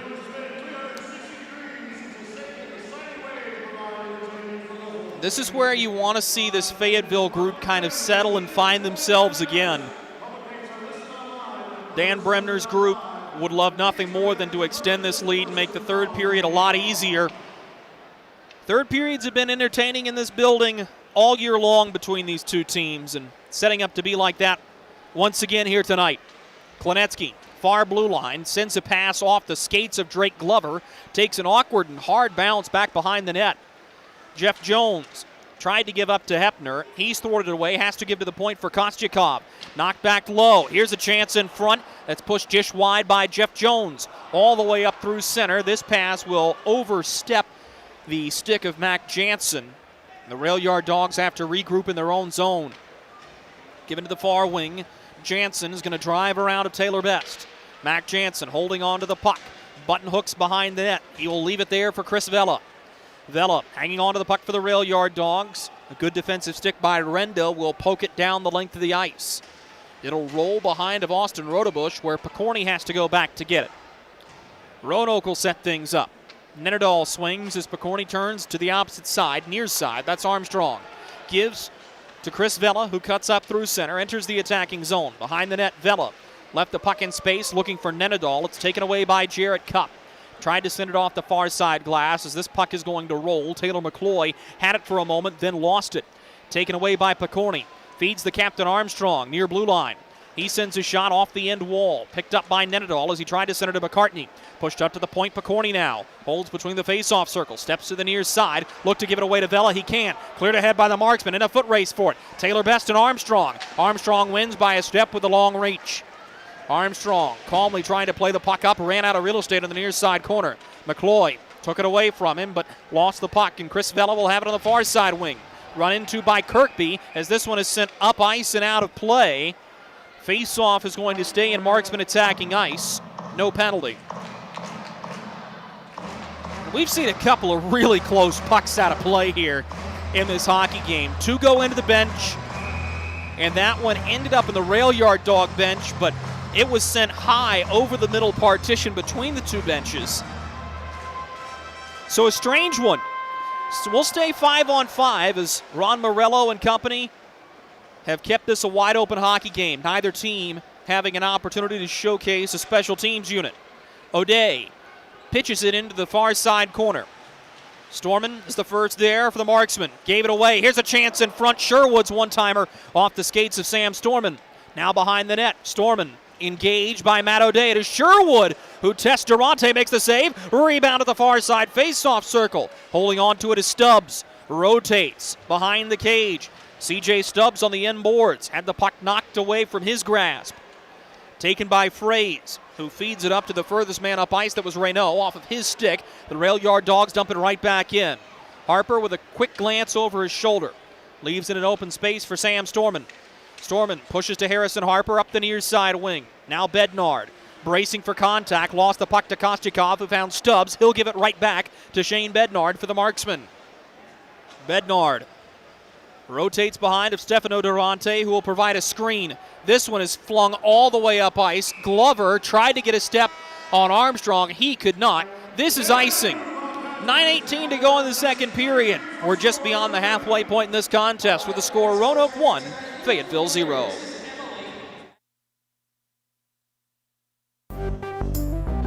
Experience the thrill of being a Fayetteville Marksman season ticket holder and all the benefits that come along with it, including your same great seat for 28 or 14 home games, exclusive season ticket member events, and an opportunity to enjoy discounts on food and beverage and merchandise at the Crown Coliseum.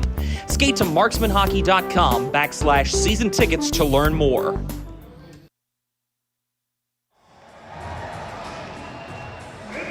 .9:18 to go in the second period here from Berglund Center in Virginia's Blue Ridge.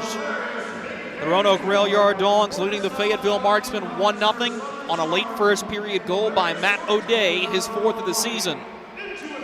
Face-off will be to the near circle. The Rail Yard Dogs attacking zone. Mac Jansen with Brady Hepner and Jeff Jones, the forward group out for the Rail Yard Dogs, with Armstrong and Kostyakov on defense. The Shane Bednard line out for Fayetteville as Bednard will toe in to take the draw against Jones. Stu have been going at it in the circle all night long. Bednard gets the better of Jones this time. Harper had his stick tied up as Roanoke charges after the puck. Armstrong near blue line. Feeds it across to Kostyakov, who will play it into the goaltender's trapezoid behind the net. Jeff Jones battles away from contact, finds Brady Hepner there. Hepner still digging on the end boards. Line cut off by Sam Storman, who will send this one up in the air and ahead as he was trying to hit Roanoke. Armstrong from his own zone with a rolling puck feeds it ahead looking for Hepner. Harrison Harper a step ahead, finds Storman, who will push up ice now to Drake Glover. Gave it away to Jeff Jones, kept it inside of attacking space. A quick, awkward shot from the far side hash mark. Handcuffed Durante, who was able to keep it out. To the near side point. Hepner now gives to Josh Nenadal at the near circle. Nenadal shielding on his backhand. Plays behind the net. Hepner gave to a charging Kostyakov, but it rolls off of his skates. The Marksmen are to it. They'll send it up in the air all the way back. Now intercepted. Here's a chance for Nenadal. He's onside. Dropped the pass. But nobody home for it. Now Tyson Kirkby could be a 2-on-1 for the Marksman. He shovels a backhander off the blocker side shoulder of Rotobush. One of Austin Rotobush's best stops of the night. Taylor Best at the far side boards will get help from Tyson Kirkby at center. They both lose the puck. Now Nenadal fires from the far hash marks off the blocker of Durante and to the near side corner. Jesse Anderson can't hold the puck. Nenadal came up high on Oliveri. This is going to be a penalty. Given out to the far side wing. Best taken away from him by Klinetsky. We're going to get a tripping call against Nenadal. And the game's first power play will belong to the Fayetteville Marksmen.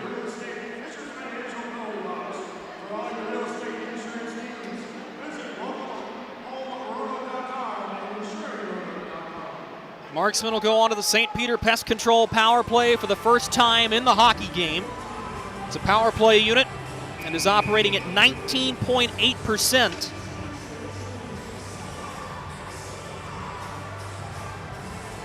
And that's good for fourth in the league so far this season. Time of the penalty is 12:23 into the second period. The Marksmen will set up on the man advantage. Give it out to the far side wing where Tanner Fraze will feed to the far side corner. Gave it to Bednard and gets it right back. Fraze patrolling at the far wing. Twist to Bednard, far side corner. He'll matriculate to the point. Trades places with Fraze, gives it to him and gets it right back. Now Bednard looks at the point, instead finds Tanner Fraze. Those two content to have a game of catch between themselves at the far side boards. Bednard has it parallel with the goal line, feeds it up to the point now. Oliveri swings to the near circle. That's Best. Look to the slot, but the pass knocked away by C.J. Stubbs. Behind the net, McCloy will give to Don Oliveri at the near blue line. Cross-ice pass is fielded with the far foot by Tanner Fraze. Kicks it and settles it to McCloy, who turned behind the net. Now Oliveri has it between the face-off circles. Swings to Tanner Fraze, trading places with Oliveri. Bednard, look to the back door. Tanner Fraze behind the net now to Shane Bednard. He'll hang on to it. Backhands to the near face-off circle, Taylor Best. Twisting away from pressure from McCorney, who knocked him down but can't clear the puck. Oliveri holds near blue line. Looking to set things up for Bednard. Has to give it up to him there. Feeds to the far side corner. That's Tanner Fraze. Minute and 20 seconds of continued power play pressure for the Marksman. Pass through the slot, goes off of a hand, and this is going to be a hand pass. This is called by Ron Morello with 33 seconds to go in the Marksman man advantage and 6:10 to go in the second period. Roanoke penalty kill is operating at 88.6%. That's good for fourth in the league. This is a good special teams battle. 33 seconds to go in the Marksman man advantage as McNair will turn and win the draw to Jarrett Cupp. He'll work in his own zone before starting his engine up ice. Jarrett Cupp will drop for FX Girard. Swings to the far side. That's Matt McNair, who will stop at the far hash marks. Gives to Cupp between the face-off circles. Finds FX Girard near wing.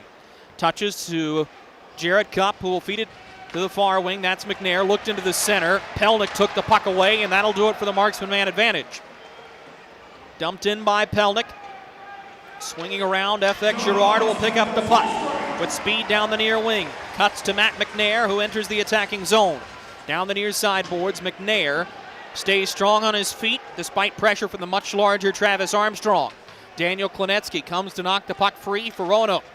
Pushed up ice to Hepner. He'll find Nenadal fresh from the penalty box. Nenadal drives down the near wing on his backhand. Awkward rebound in front. Durante along the goal line made his save. Hepner's rebound trying the third opportunity goes wide. Hard takedown. Nenadal loses his stick.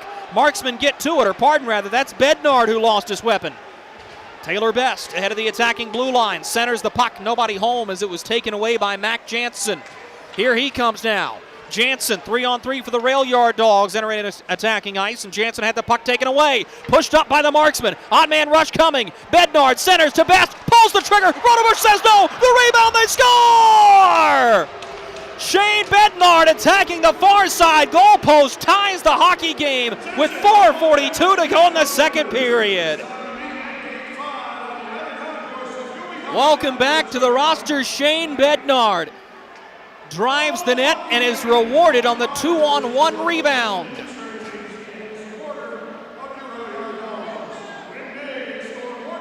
It's a big goal for the Marksmen as it'll tie things up here late in the second period. Time of the goal will be 15-18 as Bednard will have his second goal of the season.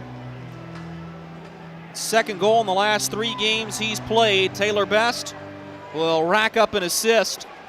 His Best also spent a time out of the lineup with a couple of different illnesses.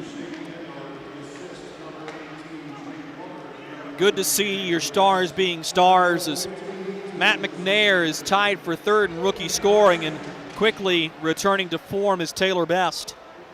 Kostyakov fires toward the cage, stopped by Sherwood, who gave to Stubbs. His shot goes off the off the near side of the net rather.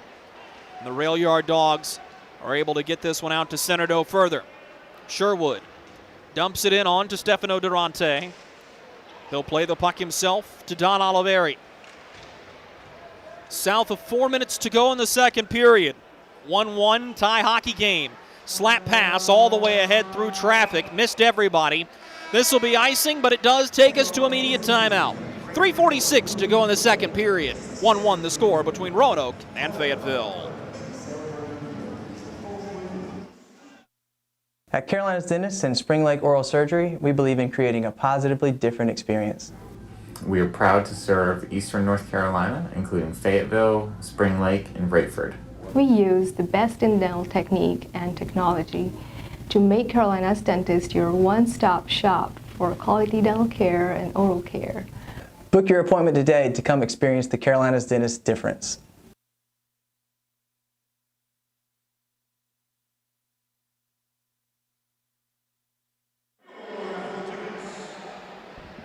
3:46 to go in the second period. The Fayetteville Marksmen and the Roanoke Rail Yard Dogs tied up at a goal apiece. Matt O'Day and Shane Bednard, the goal scorers in this one. Face-off will be to the blocker side of Stefano Durante and the Rail Yard Dogs attacking zone. Roanoke outshooting Fayetteville 23-17 in this contest so far. Slight pause for Austin Rotobush to collect himself, get back into his goal crease. We're ready to go. It's Lance Crate. The linesman will drop the puck. Face-off between Vela and McCloy, and Vela wins it to Travis Armstrong at the near blue line. Plays behind the net as he was looking for Jesse Anderson, the newcomer out of Morrisville State. To the far side corner, Vela picks up the puck and feeds Charlie Pelnick at the far blue line. Gets it right back. Lets it go to Anderson, who waits below the goal line. Anderson trying to center the puck into the slot. The pass was taken away by Oliveri. Sam Storman on to the loose change, far side corner. Will feed to the captain McCloy for the Marksman. All the way around the kick plate. Armstrong awaiting in his own zone. Collects the puck. Centers up ice to Jeff Jones. Jones will drive in after dumping the puck. Awaiting reinforcements on a Roanoke change. Plays it to the bench side boards where it's taken by Hepner. Gives to Mac Jansen, who will find Armstrong at the middle blue line. A rolling puck in front. They score. Jeff Jones collects the loose change and finds a hole in the near side of Durante and gives Roanoke a 2-1 lead.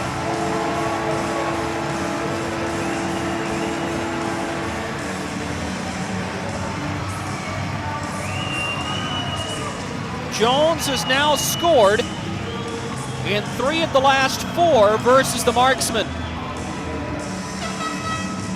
Time of this goal will be 17:04 into the second period. And for Jeff Jones, it'll be his 9th of the season.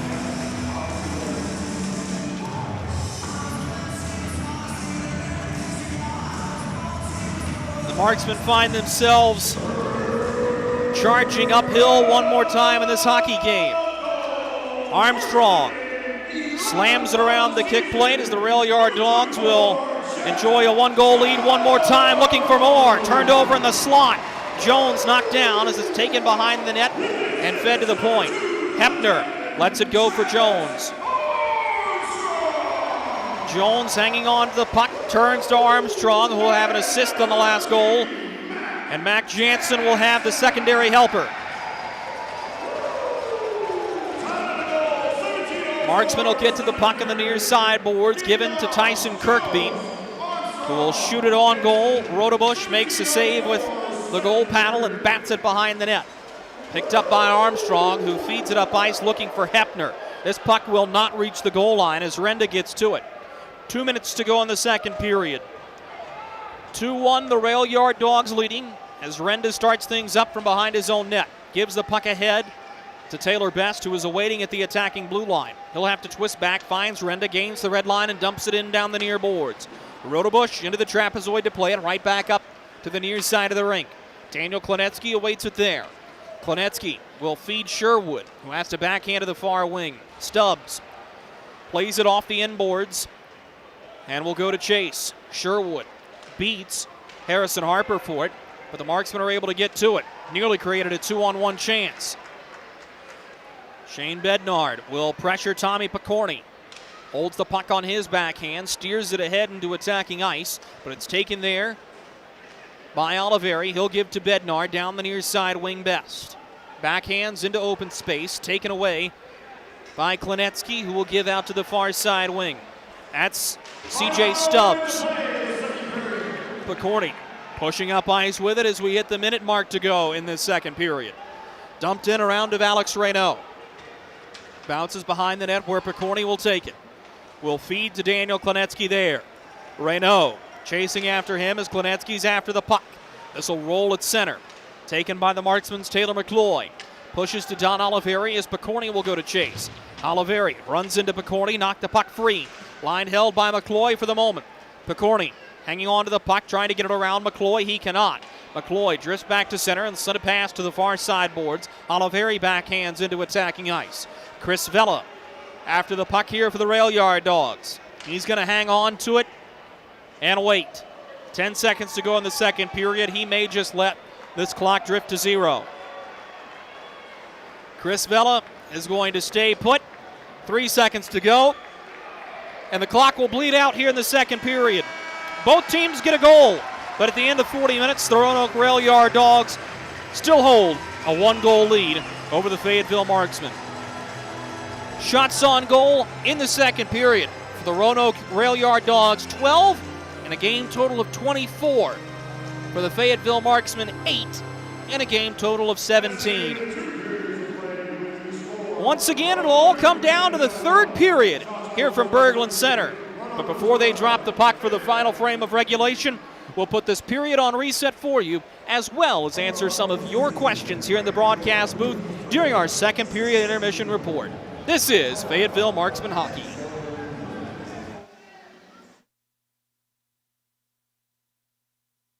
Kelly, you need to unmute yourself. For some, it's just the sound of ice hitting heavy-duty plastic.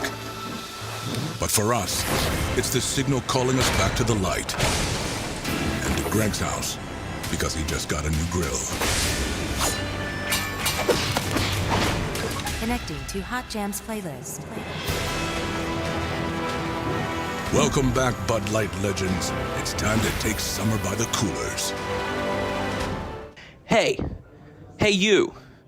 Are you hearing this but not seeing this? You can change that. Follow along with the entire season of Fayetteville Marksman hockey on Hockey TV. Visit hockeytv.com/subscriptions and get the SPHL TV package to watch every single Fayetteville Marksman road game this year. That's hockeytv.com/subscriptions. Welcome to Freddy's. How are you guys doing? Meetings. Lunch meetings all week, all salads. Bean salads. Quinoa salads. Heirloom salads. Frisee salads. Sometimes a guy needs a Freddy's Original Double, Chicago Dog, and a Turtle Sundae. Make that 2, please. 3. Absolutely. If it's gonna be bad, it better be good. Being bad never tasted this good. Freddy's, the experience that puts a smile on your face and the taste that brings you back. Something big is coming. Something so big, it'll change the world of chicken sandwiches. Zaxby's new signature sandwich with Zax sauce or new spicy Zax sauce. Because the chicken sandwich war ain't over yet. The new signature sandwich. All the other little sandwiches can run along. We'll take it from here. Experience the thrill of being a Fayetteville Marksman season ticket holder and all the benefits that come along with it, including your same great seat for 28 or 14 home games, exclusive season ticket member events, and an opportunity to enjoy discounts on food and beverage and merchandise at the Crown Coliseum. Skate to marksmanhockey.com/season tickets to learn more.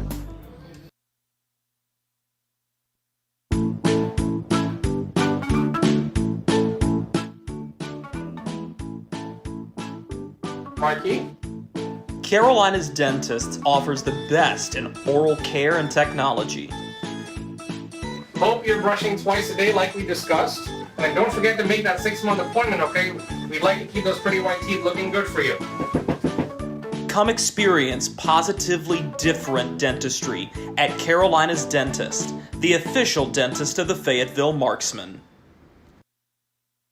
Look at our yard. So many anthills everywhere. Did you know that a single ant can live to be 29 years old? Really? Well, what about a married one? Seriously? But really, we need to fix the yard. St. Peter Pest Control handles all your mosquitoes, ants, spiders, cockroaches, and even rodents. St. Peter Pest Control provides full home pest protection and consistent treatment of ants and mosquitoes in your yard, too. At St. Peter Pest Control, we send all your bugs to see St. Peter.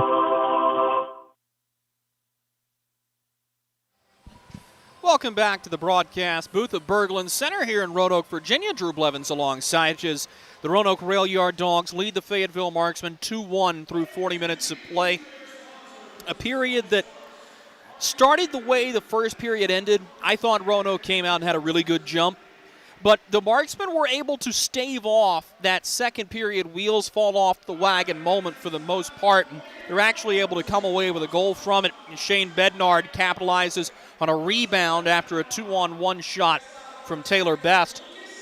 And while Best will tell you as a cerebral hockey player, he wants to keep that shot low. His shot actually ends up going high off the shoulder of Austin Rotobush on the blocker's side. Shane Bednard crashes the net and puts it in. And you can tell this rivalry game means a little bit more to these Rail Yard Dog fans. It's rare that you go into any SPHL building and you score a goal and are greeted with boos, but that's music to the ear of the Fayetteville Marksmen as they find themselves tying the hockey game. Bednard's goal is his second of the season. It comes 15-18 into the second period, and Jeff Jones has something to say about it just a few minutes later as Jones puts the puck in the back of the net to make it a 2-1 hockey game for Jones, his 9th goal of the season. Mac Jansen and Travis Armstrong grabbing the assists on those. And very similar to the first goal, and this has been uncharacteristic for the Marksmen, who normally have a blue line that's very capable of finding the puck. The puck just gets lost in the traffic, and Durante, unable to find it, leaves an open space in the short side, and Jones makes no mistake in putting the puck in the net. And I'll have to go back and watch the video, but that may have actually ricocheted ever so slightly off the near side goalpost. The Rail Yard Dogs find themselves in the driver's seat. 2-1 of this hockey game. We'll step aside for a quick commercial break. Coming back from it, we'll answer a couple of your listener-submitted questions right here in the broadcast booth during our Ask the Voice segment. This is Marksman Hockey. Kelly, you need to unmute yourself. For some, it's just the sound of ice hitting heavy-duty plastic. But for us, it's the signal calling us back to the light. And to Greg's house, because he just got a new grill. Connecting to Hot Jams playlist. Welcome back, Bud Light legends. It's time to take summer by the coolers. Hey you. Are you hearing this but not seeing this? You can change that. Follow along with the entire season of Fayetteville Marksman hockey on Hockey TV. Visit hockeytv.com/subscriptions and get the SPHL TV package to watch every single Fayetteville Marksman road game this year. That's hockeytv.com/subscriptions. Experience the thrill of being a Fayetteville Marksman season ticket holder and all the benefits that come along with it, including your same great seat for 28 or 14 home games, exclusive season ticket member events, and an opportunity to enjoy discounts on food and beverage and merchandise at the Crown Coliseum. Skate to marksmanhockey.com/season tickets to learn more. Welcome to Freddy's. How are you guys doing? Meetings. Lunch meetings all week, all salads. Bean salads. Quinoa salads. Heirloom salads. Frisee salads. Sometimes a guy needs a Freddy's Original Double, Chicago Dog, and a Turtle Sundae. Make that 2, please. 3. Absolutely. If it's gonna be bad, it better be good. Being bad never tasted this good. Freddy's, the experience that puts a smile on your face and the taste that brings you back. Something big is coming. Something so big, it'll change the world of chicken sandwiches. Zaxby's new signature sandwich with Zax sauce or new spicy Zax sauce. Because the chicken sandwich war ain't over yet. The new signature sandwich. All the other little sandwiches can run along. We'll take it from here. We welcome you back inside the broadcast booth of Berglund Center. Drew Blevins alongside you. Time for our Ask the Voice segment where we answer a couple of your listener-submitted questions up here in the broadcast booth. We're only going to take one tonight because I think it's important to dissect this for all it's worth, and it gives us an opportunity to really explain to you what's going on throughout hockey in as much depth as we possibly can during a 3-minute and 30-second radio TV segment. Our question tonight comes from Scott. Scott is listening in Youngsville, North Carolina, over near Raleigh. And Scott wants to know, how does the call-up process work? And that's a tremendous question, and I think it's something that, in general, you kind of take for granted that if you're playing in the minor leagues, you're going to have players that go up to higher leagues, players that go down to lower leagues, and you'll be stuck wherever you are across that ladder. But there's a lot more that goes into it than that, and Scott would go on to list a couple of very pointed and specific questions. Can teams prevent players from being called up? Is there a protected list? How does that work?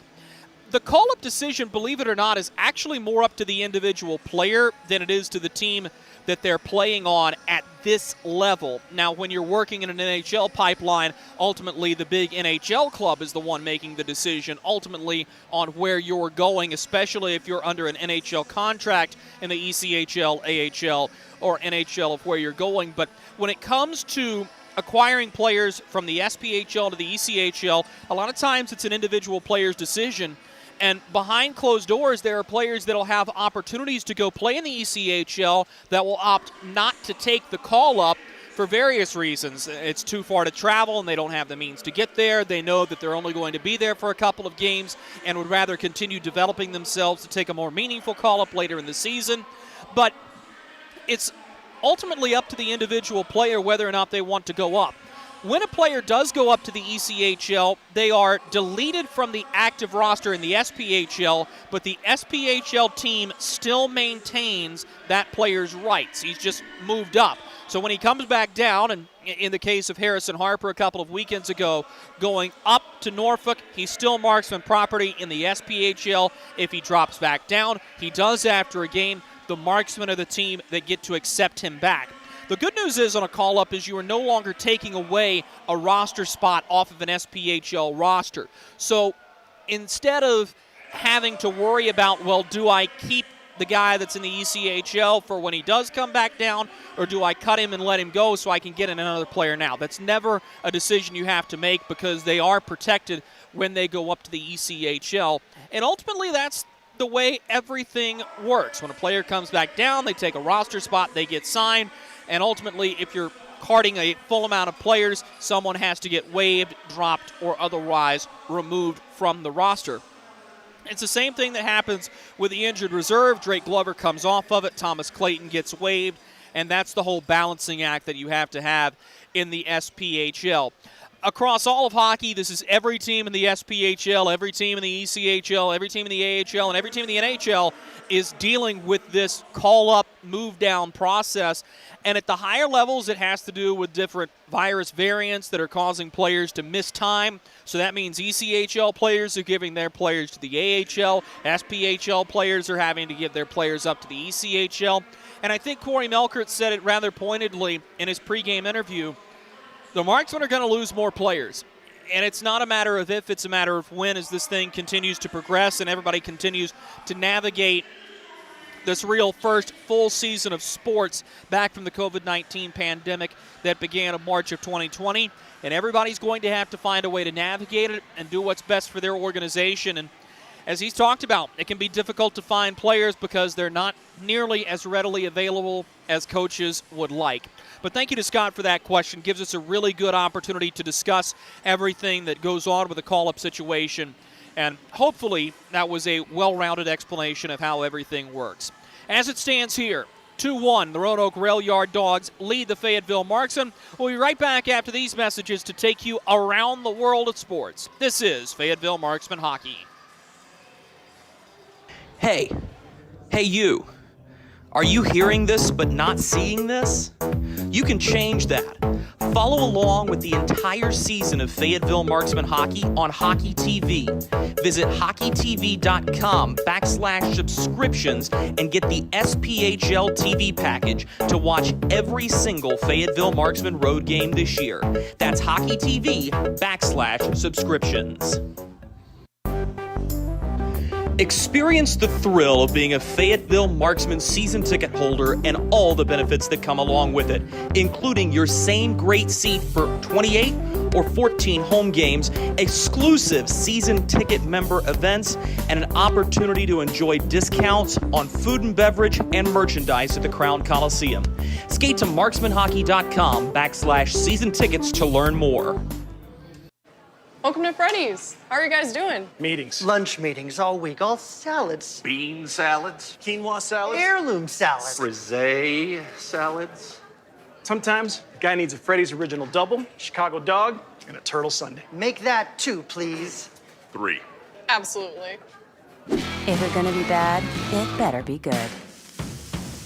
Being bad never tasted this good. Freddy's, the experience that puts a smile on your face and the taste that brings you back. Something big is coming. Something so big, it'll change the world of chicken sandwiches. Zaxby's new signature sandwich with Zax sauce or new spicy Zax sauce. Because the chicken sandwich war ain't over yet. The new signature sandwich. All the other little sandwiches can run along. We'll take it from here. Welcome back to Berglund Center. Let's go for a quick whirl around the world of sports. We'll start things off at the Von Braun Center in Huntsville, where the Havoc have a 1-0 lead on the Knoxville Ice Bears. In Pensacola, the Ice Flyers and the Birmingham Bulls knotted up 0-0. Still going on, about to reach halftime from the Chick-fil-A Peach Bowl. The Pitt Panthers have a 14-10 lead over the Michigan State Spartans. Let's go ahead and have a look at what's going on in NHL action tonight.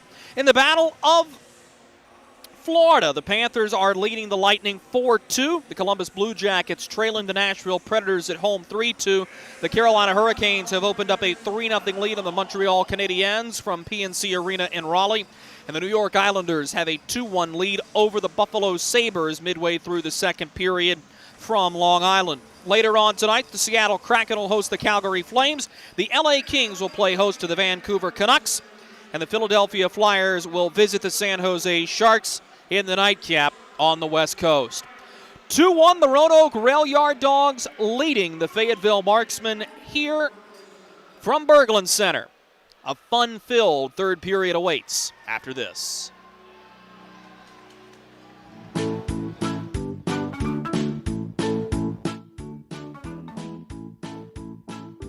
Mikey? Carolina's Dentist offers the best in oral care and technology. Hope you're brushing twice a day like we discussed. And don't forget to make that 6-month appointment, okay? We'd like to keep those pretty white teeth looking good for you. Come experience positively different dentistry at Carolina's Dentist, the official dentist of the Fayetteville Marksmen. Baby, we have spiders on every corner outside our house. Okay, I'll call someone to take care of it. Baby, we have fire ants all over the yard. Alrighty, I'll call someone else to take care of that. Baby, these mosquitoes, you have got to go. Here we go again. One call to St. Peter Pest Control provides all these services. Total pest protection for one low monthly payment. At St. Peter Pest Control, we send all your bugs to see St. Peter.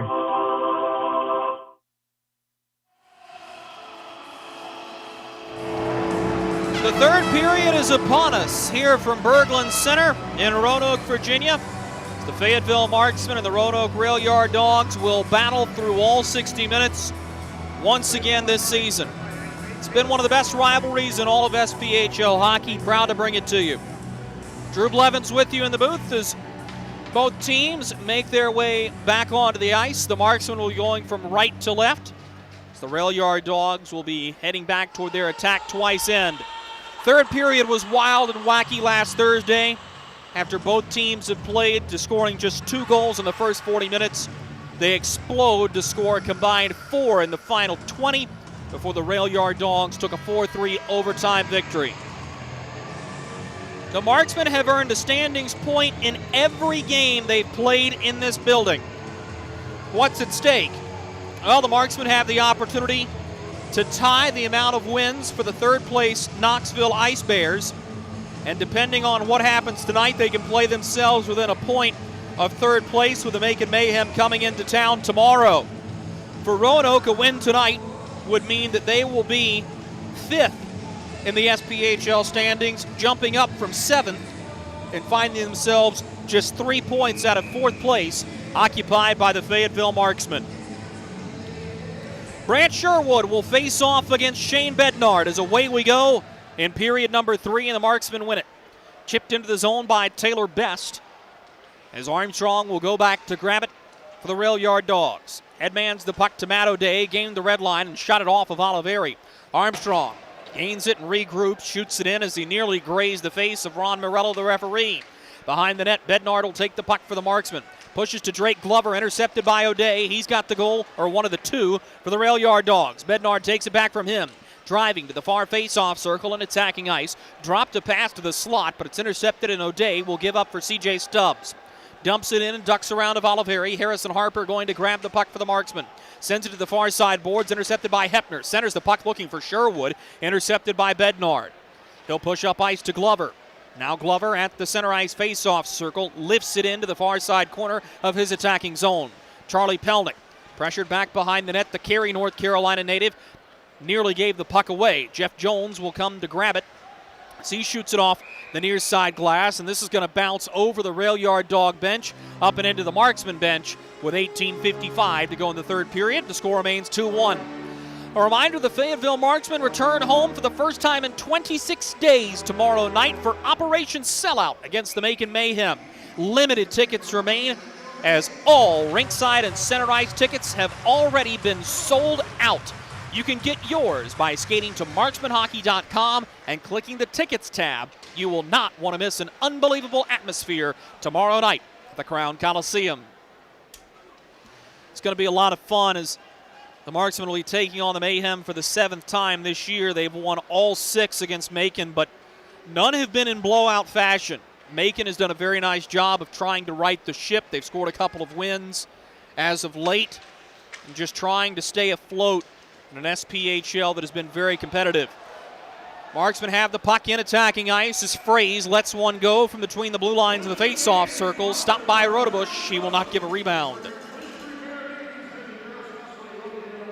Austin Rotobush really proving why he's a guy that is capable of being a #1 netminder in this league. As we had told you, won 10 straight games last year with the Knoxville Ice Bears, and kept that team going in a year where they did not have a ton going in their favor to begin, and Jeff Carr had gotten rid of a couple of fan favorite players as the rail yard Dawgs enter the zone offside here. And that's a tough position to be in, especially in a COVID-19 shortened season. Rotobush made the most of it, was called up to the ECHL's Tulsa Oilers and got hammered in back-to-back games, giving up more than 4 in each of his 2 appearances in the ECHL. Fell back to the Ice Bears, completed the season, and of course was rail yard Dog property since they did not play, similar to the Marksmen last season. Comes in, had a somewhat shaky start, but has since then righted the ship. And it's hard to fault a guy that has 7 wins this season. He's been a big part of the reason this team has success, and Rotobush has 7 of the team's 9 victories. Henry Dill has 1. Brody Clays has 1. Headman pass to Tyson Kirkby for the Marksman. Off of his stick, but into attacking ice. Armstrong beats him out, left the puck in space. FX Sherrard there to pick it up for the Marksman. Kirkby loses the puck as Brant Sherwood has it on the far side boards. Gives to C.J. Stubbs, who pushes to Matt O'Day. 3-on-2 as they cross the line. Scoop toward the net. Durante will catch it and hang on. 17-17 to go in this 3rd period. It's the rail yard Dawgs hanging on to a 2-1 lead. And regardless of result, unless things go squee-walled here in the 3rd period, Stefano Durante is going to have turned in a pair of quality starts, and this is going to calm the nerves of Corey Melkert. He was very astute about it. Said this is a chance for Durante to assume control of the role, and he's done so nicely in 2 periods and a little change here. Sherwood curls into the middle. The pass intercepted by Shane Bednard. Ducks his shoulder and gets to the near side boards.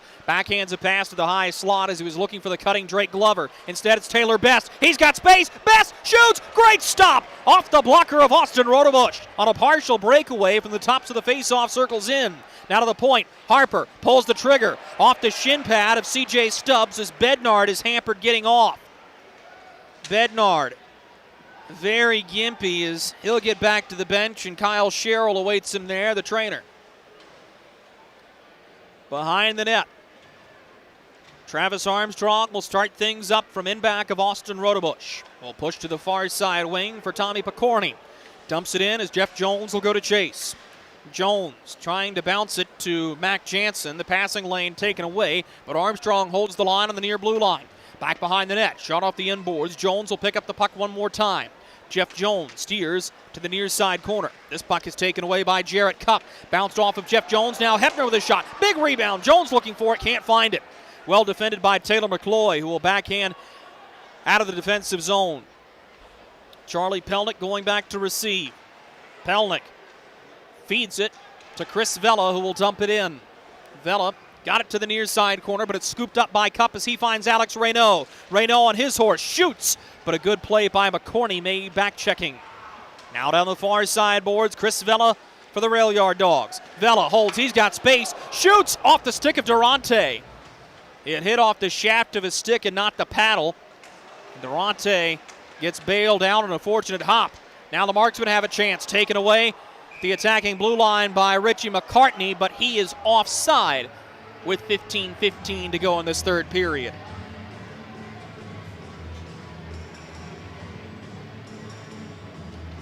Durante got a piece of that with the top of his goal stick, and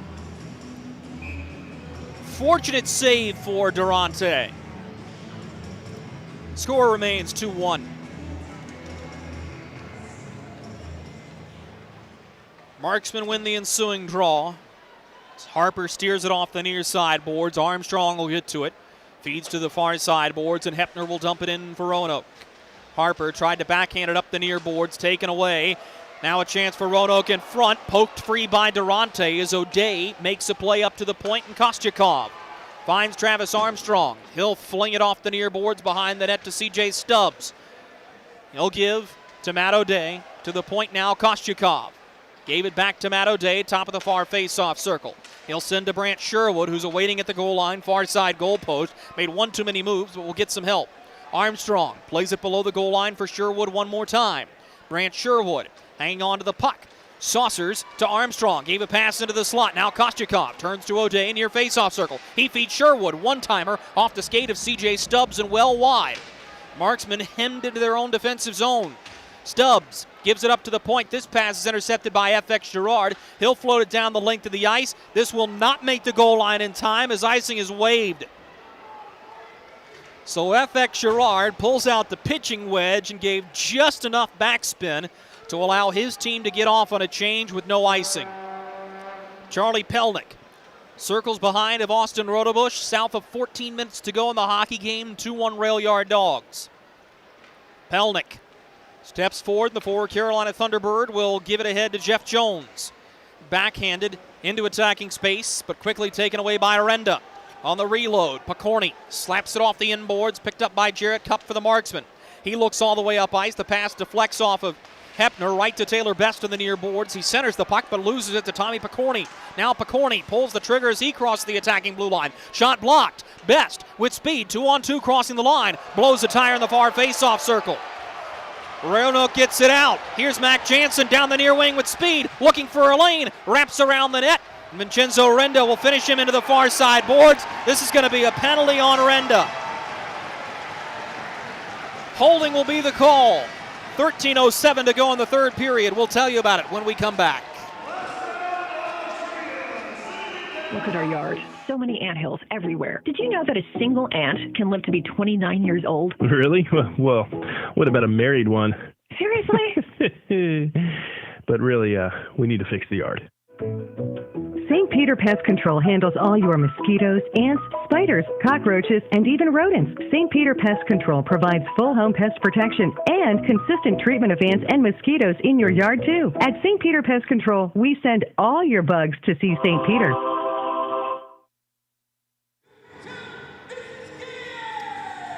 13:07 to go in the third period as the Marksmen will be shorthanded for the first time of the hockey game. Vincenzo Renda called for holding. It was Renda who took the penalty late in the third period last Thursday. And Corey Melkert said in his pregame comments, didn't blame Renda, didn't think it was a very good call. And that one may fall into the same category as Renda will be whistled for holding. But it never looked like he got a grab. He had two hands out, and Jansen blew a tire skating into it. Nonetheless, the Rail Yard Dawgs will go to the power play for the first time in this hockey game as the Marksmen are on the Freddy's penalty kill.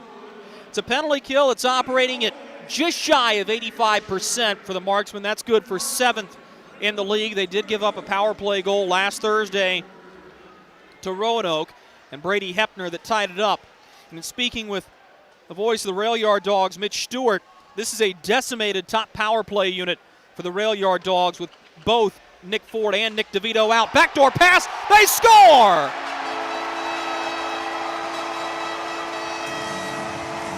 Roanoke capitalizes on the man advantage. On the man driving low, it's Sherwood 3-1.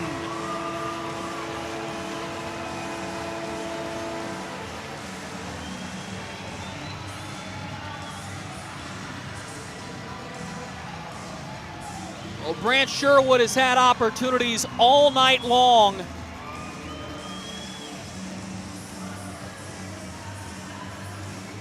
And capitalizes on the man advantage here. His 6th goal of the season. And a power play marker for the Rail Yard Dawgs makes it 3-1.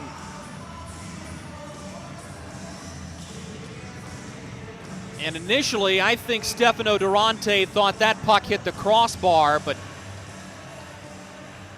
Ron Morello on it. Back bar and out, and now the Marksmen are down a pair. Taylor Best to the puck. He'll find Sam Storman. Drops for Best. Now pass into the slot. Backhanded for Drake Glover, far face-off circle. Feeds Best below the goal line. C.J. Stubbs will pick up an assist. And so will Jeff Jones. Marksman will bounce it off the far side boards, but Roanoke sniffs it out. Head man to McCartney. And this is going to be icing as he missed the pass.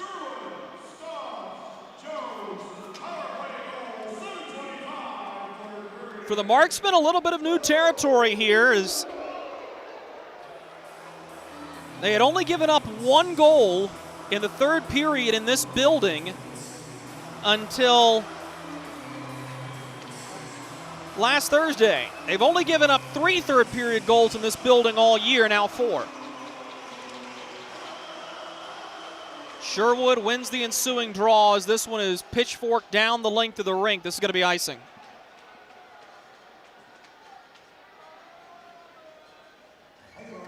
The reason this is such a good rivalry game is it may not make sense on paper, but sometimes your effort, your want to, drive, and desire, and home ice advantage will steal you a win every now and then. Here's a drive from the point in Don Oliveri. And you look, these two teams battling each other in the all-time series, very close to 500. Especially in regulation. Oliveri shoots one that went off the skate of Tanner Fraze as this will bounce to the far side boards and is dumped in by Josh Nenadal. Oliveri will take it behind to Stefano Durante for the Marksmen. 11:15 to go in the third period. The Marksmen needing something to go right here and in a hurry. Could be a chance here as Oliveri skates up ice. Matt O'Day pressuring him. He'll find Alex Reynaud. Centers the puck, but Picorni's in the way of it. Picorni will move it up ice. He was looking for Stubbs. McCloy gets tied up. This is going to be a penalty. It's going to go against Roanoke. Hooking will be the call. And the guilty party is Brant Sherwood, the most recent goal scorer.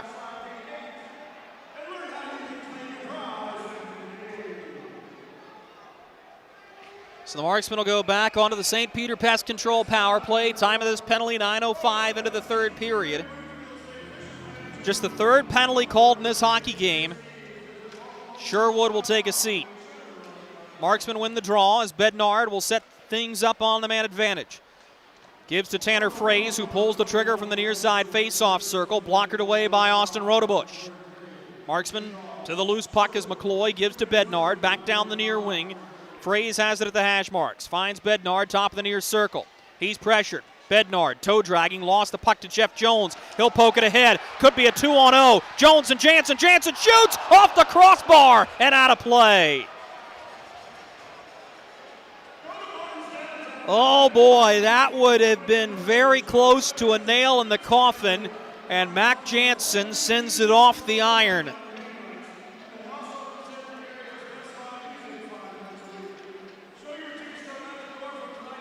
New power play group comes out for the Marksmen. St. Peter Pest Control provides year-round pest control solutions. Send all your bugs to see St. Peter.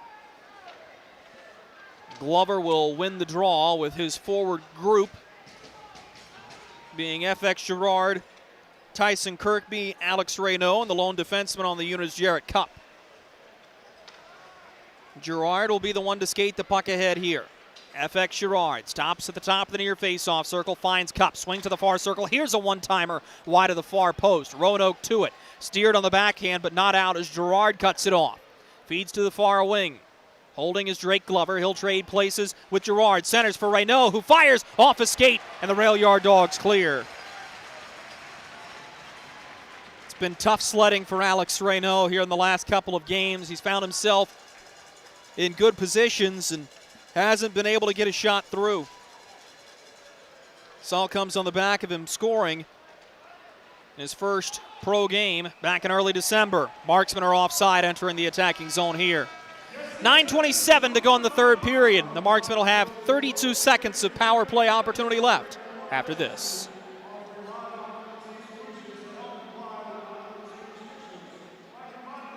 At Carolina's Dentists and Spring Lake Oral Surgery, we believe in creating a positively different experience.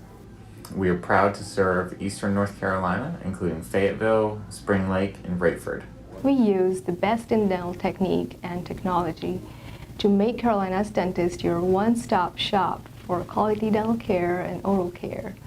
Book your appointment today to come experience the Carolina's Dentist difference.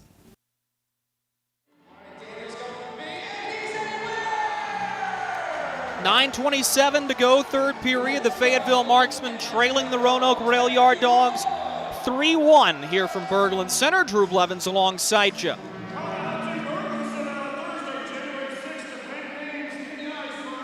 Meaningful game for both of these two teams, as we told you at the top of the period.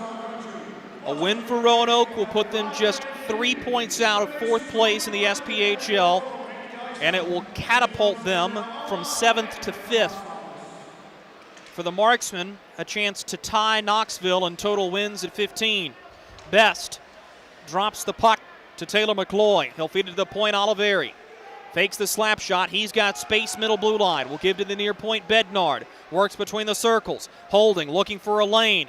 Centers the puck. Goes off a shin pad. Nenadol gets to it. Backhands to Chris Vella. Out she goes with just 10 seconds to go in the Marksman power play.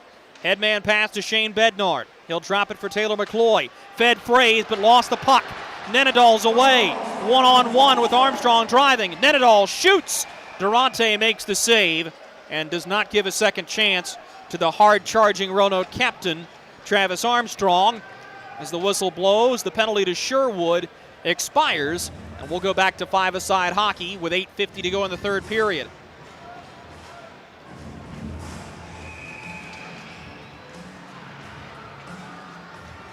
Roanoke out shooting the Marksmen 29-21 in this game. It's a face-off won by the Marksmen in their own zone. Breakout has not been the cleanest tonight, but the puck does get out here, just not with possession for the Marksmen. Behind the net, Oliveri awaits it. Don Oliveri will turn up ice. Will feed it to the far side boards as Farrell drives. Gains the red line, shoots it into the near side corner. FX Girard with a pass to the slot looking for McNair. Rolls off of his forehand and is cleared only to the blue line. Farrell tries to hold the line, does on the first try, can on the second. Shot to the near side boards by the Marksman. It's intercepted by Daniel Klinetsky, who will drop it back for Brant Sherwood. Sherwood ahead of the red line will dump it in. C.J. Stubbs will go to chase as Durante's out of his net. Steers it to Oliveri, who will backhand right back for Harrison Harper. Harper in the near side corner. Looking up ice, flushed back behind the net.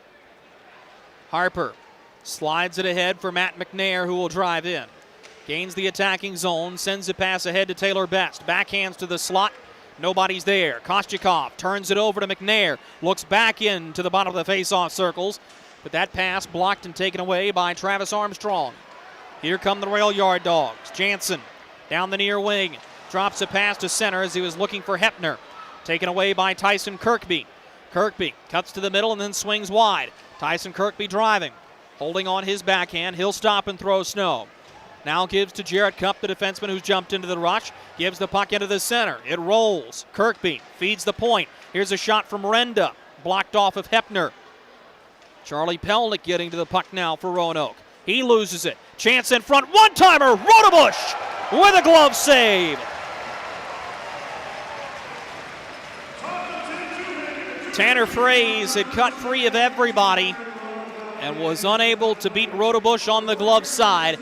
His best save in this hockey game to keep it 3-1 for the rail yard Dogs.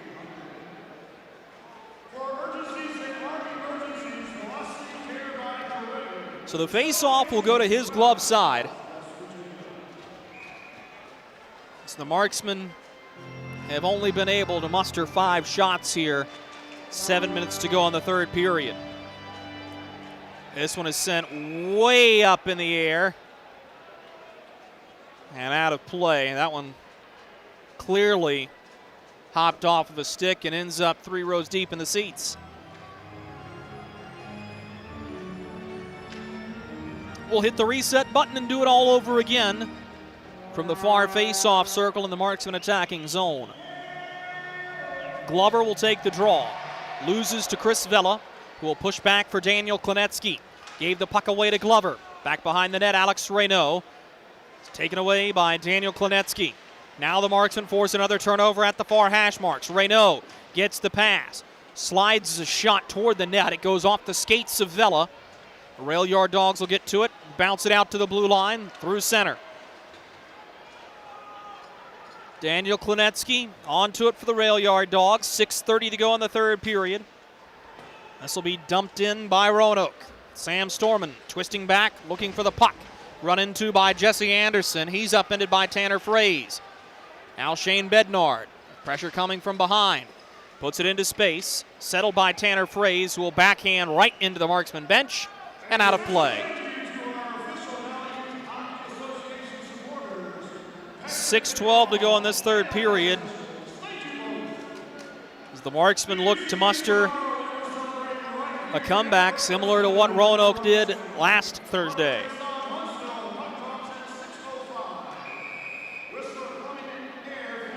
Face-off will be the blocker side of Stefano Durante. Sherwood will get a rare face-off win against Shane Bednard.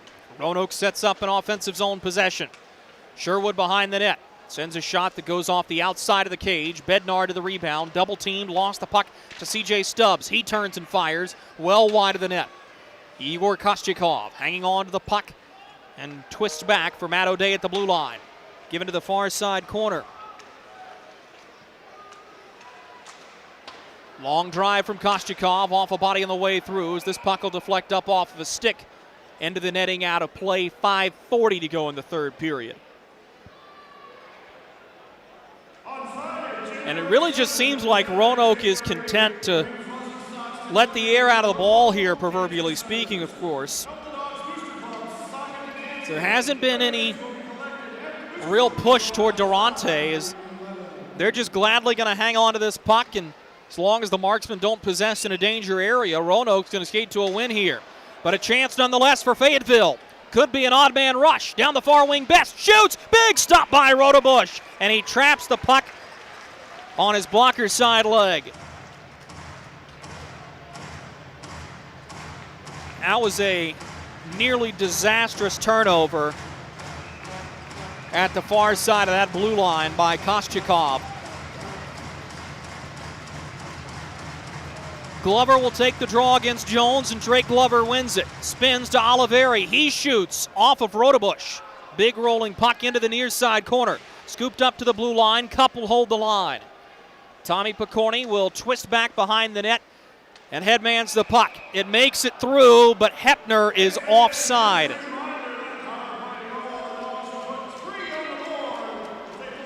And the more this game slows and the more staccato it becomes, this will favor the Marksmen. They don't have the chance to line match as they have first change on the road. But they can get creative on how they change lines when things are being played in 15 to 20 second increments. McCloy wins the draw back for Oliveri. Don Oliveri will turn to Jarrett Cup. Near side boards. He'll give up to Alex Reynaud off of his backhand and deep into attacking ice. Armstrong turns and gives the puck away to McCloy. Reynaud scoots to the far side boards. He has it. Soccers it to the near side corner where Kostyakov meets Taylor McCloy. McCloy tries to work out of it and does. Puts the puck in space in the near side hash marks as Reynaud comes shoulder to shoulder with his man. Reynaud holds the line. Behind the net, though, Travis Armstrong jumps in front of Taylor McCloy and will gain the red line and shoot it into the near side corner of the Roanoke Rail Yard Dog attacking zone. Vela getting help from Nenadal to try to hold the puck there. They cannot for very long. McCloy looks up ice. Fraze tries to find Kirkby. The pass is taken away by Daniel Klenetsky, but Kirkby will ride him to the end wall. Picorni knocks the puck free, finds Klenetsky, who will have to turn it right back to him. Headman for Josh Nenadal. Ahead of the red line. He'll put it into attacking territory with 4 minutes to go in this third period. 3-1 the score. The Rail Yard Dogs leading the Marksmen. Tyson Kirkby backhands ahead of the attacking blue line. Turned over back behind the net by Rotobush, but a good recovery play made by Brant Sherwood. Here he comes. Could be a 3-on-2 for the Rail Yard Dogs. Drop to Stubbs, who fires. Great stop by Durante, who will not give a second chance. And now a shoving match in the far side corner. Everybody coming together as Tyson Kirkby will give a face wash to C.J. Stubbs. Shane Bednard lost his helmet in the altercation. And while the officials will sort that out, we'll step aside for a quick commercial break. 3:43 to go in the third period. 3-1 Rail Yard Dogs. We'll go down the stretch when we return. For some, it's just the sound of ice hitting heavy-duty plastic. But for us, it's the signal calling us back to the light. And to Greg's house, because he just got a new grill. Connecting to Hot Jams playlist. Welcome back, Bud Light legends. It's time to take summer by the coolers.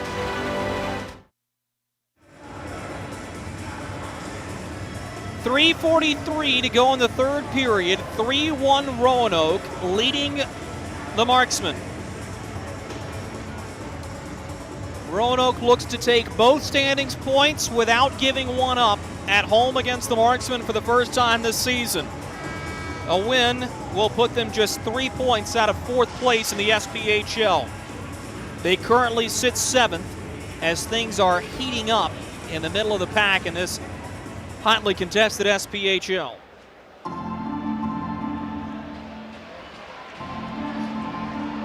Face-off will be in the Marksman defensive zone. Stefano Durante has made 27 saves on 30 shots.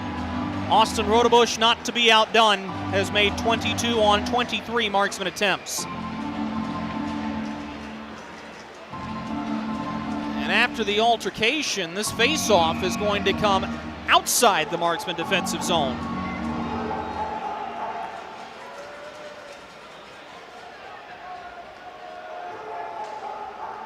Face-off won by Fayetteville. We'll keep an eye on Durante if Corey Melkert opts to lift him. McCloy will backhand to Harrison Harper. Sends it up the near side wing. This hops over the stick of Matt McNair. Igor Kostyakov will go back to retrieve it. Finds Travis Armstrong. Give it into the middle for Brant Sherwood. Backhands to the far wing. O'Day clubs it into the near side boards. Harrison Harper on the backhand. Turns it up ice, but he missed everybody. So Klinetsky will pick up the puck and find Tommy Picorni. Picorni will dump it in on goal. Durante pushes to Harrison Harper at the near goal post. Harper back for Oliveri. Headman pass for Matt McNair. He's one-on-one against Klinetsky. Beat him. Here's a backhander. Rotobush says no. Rebound still loose. Roanoke swarms to it, and Jeff Jones comes away with the puck. That's a great play by Matt McNair as he battles around a proven professional defenseman. Best will turn behind the net to Vincenzo Renda. Nearly gave it away to Mac Jansen. Renda bounces it up the far boards. McNair puts the puck into open space. This will roll at the red line to Shane Bednard. He'll chip it into the zone. 2:30 to go in this third period. Rotobush on his backhand will play it out and help his cause. Ahead to Jansen. This is a 2-on-1 for Roanoke. Jones with Hepner driving. Jones holds, fires. Met stick to stick by Vincenzo Renda. A very good defensive play. Into the near corner now. Jones looking for a pass from Hepner. The pass is intercepted. Durante looking to the bench. No signal given. 2 minutes to go in the third period. Renda fires from an off angle. Blockered away. As Rotobush will log one more save, and this will be chipped out by Roanoke. Don Oliveri swings it off the near side boards. Drake Glover drops to Shane Bednard. He's pressured from behind. Bednard gives the puck away. Glover trying to hold the line. He will with help from Oliveri. To the bench goes Stefano Durante. 6-on-5. Minute 40 to go in the hockey game. Harper holds the line near side wing where it's taken by Bednard. He lost the puck. Backhanded up the boards. Harper in a foot race beats Richie McCartney as Roanoke opts for a fresh defensive unit. Harper will turn to Matt McNair. Speedy forward out of Adrian College. Headman's up ice to Taylor McCloy, his former collegiate teammate. McCloy, the near face-off circle, with 1 minute and 15 seconds to go in the game. Turns to the near side corner where McNair had been hauled down. This puck is bounced out over the stick of Jarrett Cupp. Oliveri grabs it for Fayetteville, finds Alex Reynaud, chipped deep into attacking ice. Daniel Klinetsky the first there. Turns behind his net. Klinetsky's pass is blocked. McCloy all over the puck here. Has to work up the near side half wall. Taken away. Sherwood fires it toward the empty net. He misses in a foot race. Oliveri wins it. This will be icing against Roanoke with 48 seconds to go in the third period.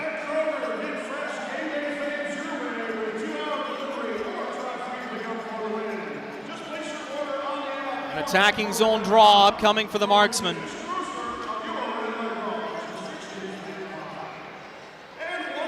And Corey Melkert's going to utilize his timeout.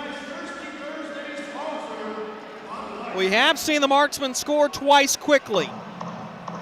Once this season in the span of 48 seconds or less, it came against Macon. We'll put this game on reset for you. Matt O'Day opens the scoring, 17:38 into the first period. O'Day's fourth of the season from Brant Sherwood and C.J. Stubbs.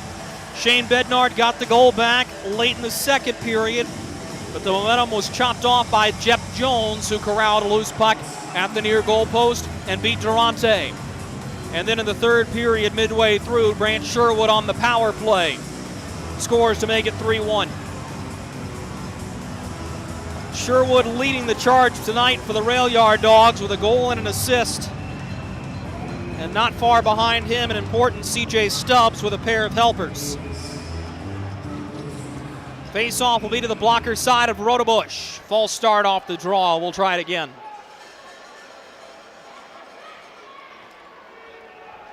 Bednard against Sherwood.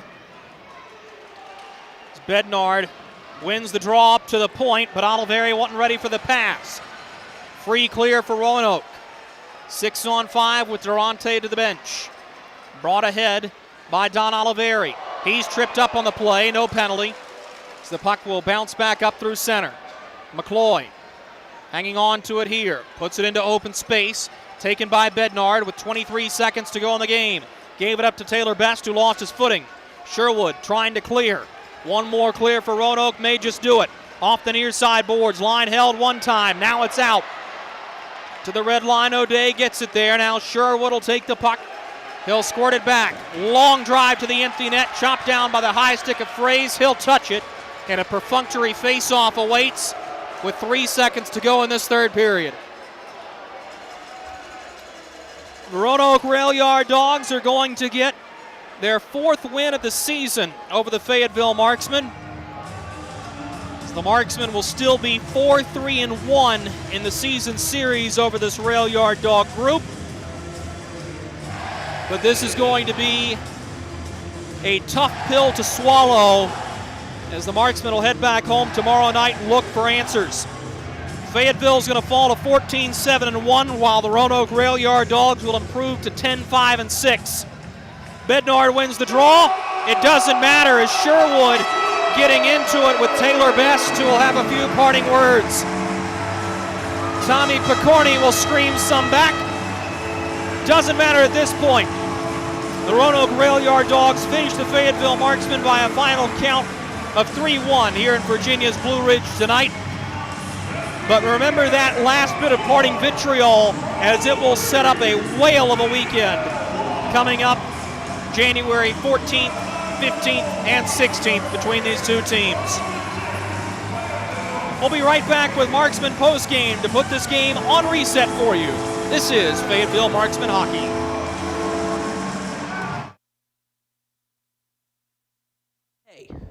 Hey you, are you hearing this but not seeing this? You can change that.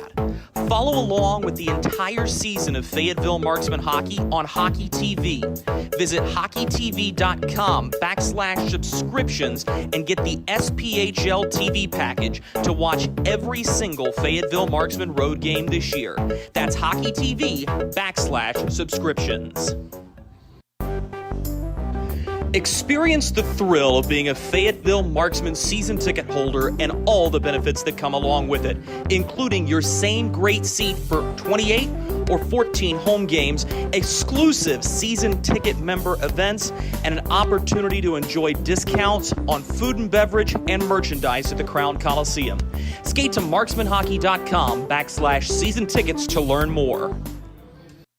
Welcome to Freddy's. How are you guys doing? Meetings. Lunch meetings all week, all salads. Bean salads. Quinoa salads. Heirloom salads. Frisee salads.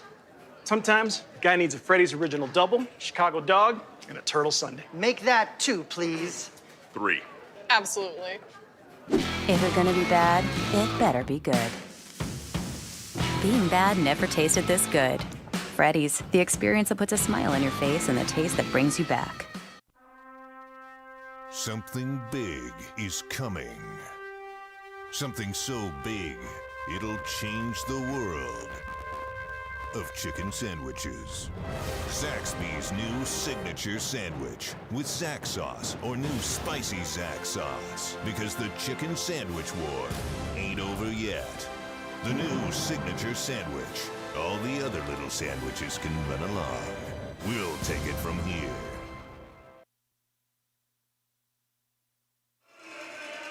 We welcome you back into the broadcast booth here at Berglund Center, where the Roanoke Rail Yard Dogs finish off the Fayetteville Marksmen by a final count of 3-1 as we put this game on reset for you.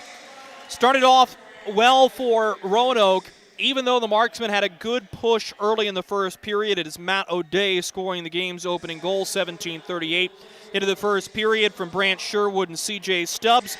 And the Marksmen would have to wait a while, but they would get it back as Shane Bednard scores on a rebound off a 2-on-1 shot from Taylor Best. His goal comes 15-18 into the second period.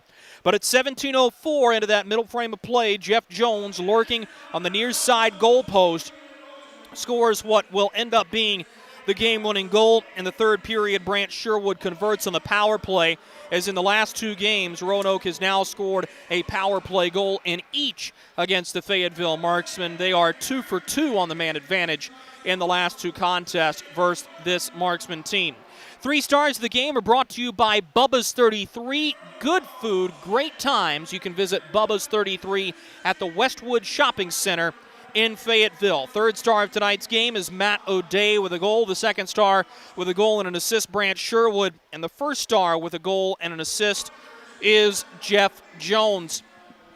This game is going to leave a lot of questions about this Fayetteville Marksman group, as this is going to be a bitter pill to swallow. And unlike the game last Thursday, you don't have time to sit and dwell on it. Yes, it's tough that you lose goaltender Jason Pulaski, But with the effort we saw tonight from a group that is largely at full strength, there just wasn't a lot of potent offensive attack. And for Dan Bremner, as a defensive-style coach, he's been able to see the way the Marksmen like to attack when they have the puck. And to be quite honest, he's been able to draw up a defensive scheme that's stopped it over the past couple of games, and that's been a giant advantage. For Roanoke, the game plan right now has been very simple. Score 3 and win. Every time that the Rail Yard Dogs have scored 3 or 4 goals or more throughout the course of this series, they've come away with now their 4 victories. And when the Marksmen are able to play in a low-scoring game and they're getting their defense to work, they've won the hockey game when Roanoke's been able to score 2 or fewer. Tomorrow night's opponent will be the Macon Mayhem on Operation Sellout. We'll remind you one more time, very limited tickets still remain. You can get yours by skating to marksmanhockey.com and clicking the Tickets tab for what will promise to be one of the best atmospheres all year long. And the Fayetteville Marksmen will look to pounce on the Mayhem and hopefully have one of those get-right games that we talk about teams needing to have. Ultimately, you'll live to fight another day if you're the Fayetteville Marksmen, but this is going to set up a very good finish to this rivalry series this year, as both teams have won 4 as we head to the quote-unquote midway point of this rivalry week, and now 6 of the next 14 are against the Rail Yard Dogs for the Fayetteville Marksmen. That'll do it for us here from Berglund Center. The final score, one more time, the Roanoke Rail Yard Dogs 3 and the Fayetteville Marksmen 1. We hope you enjoyed it as much as we enjoyed bringing it to you. Until next time, I'm Drew Blevins. Thanks so much for joining us. Good night.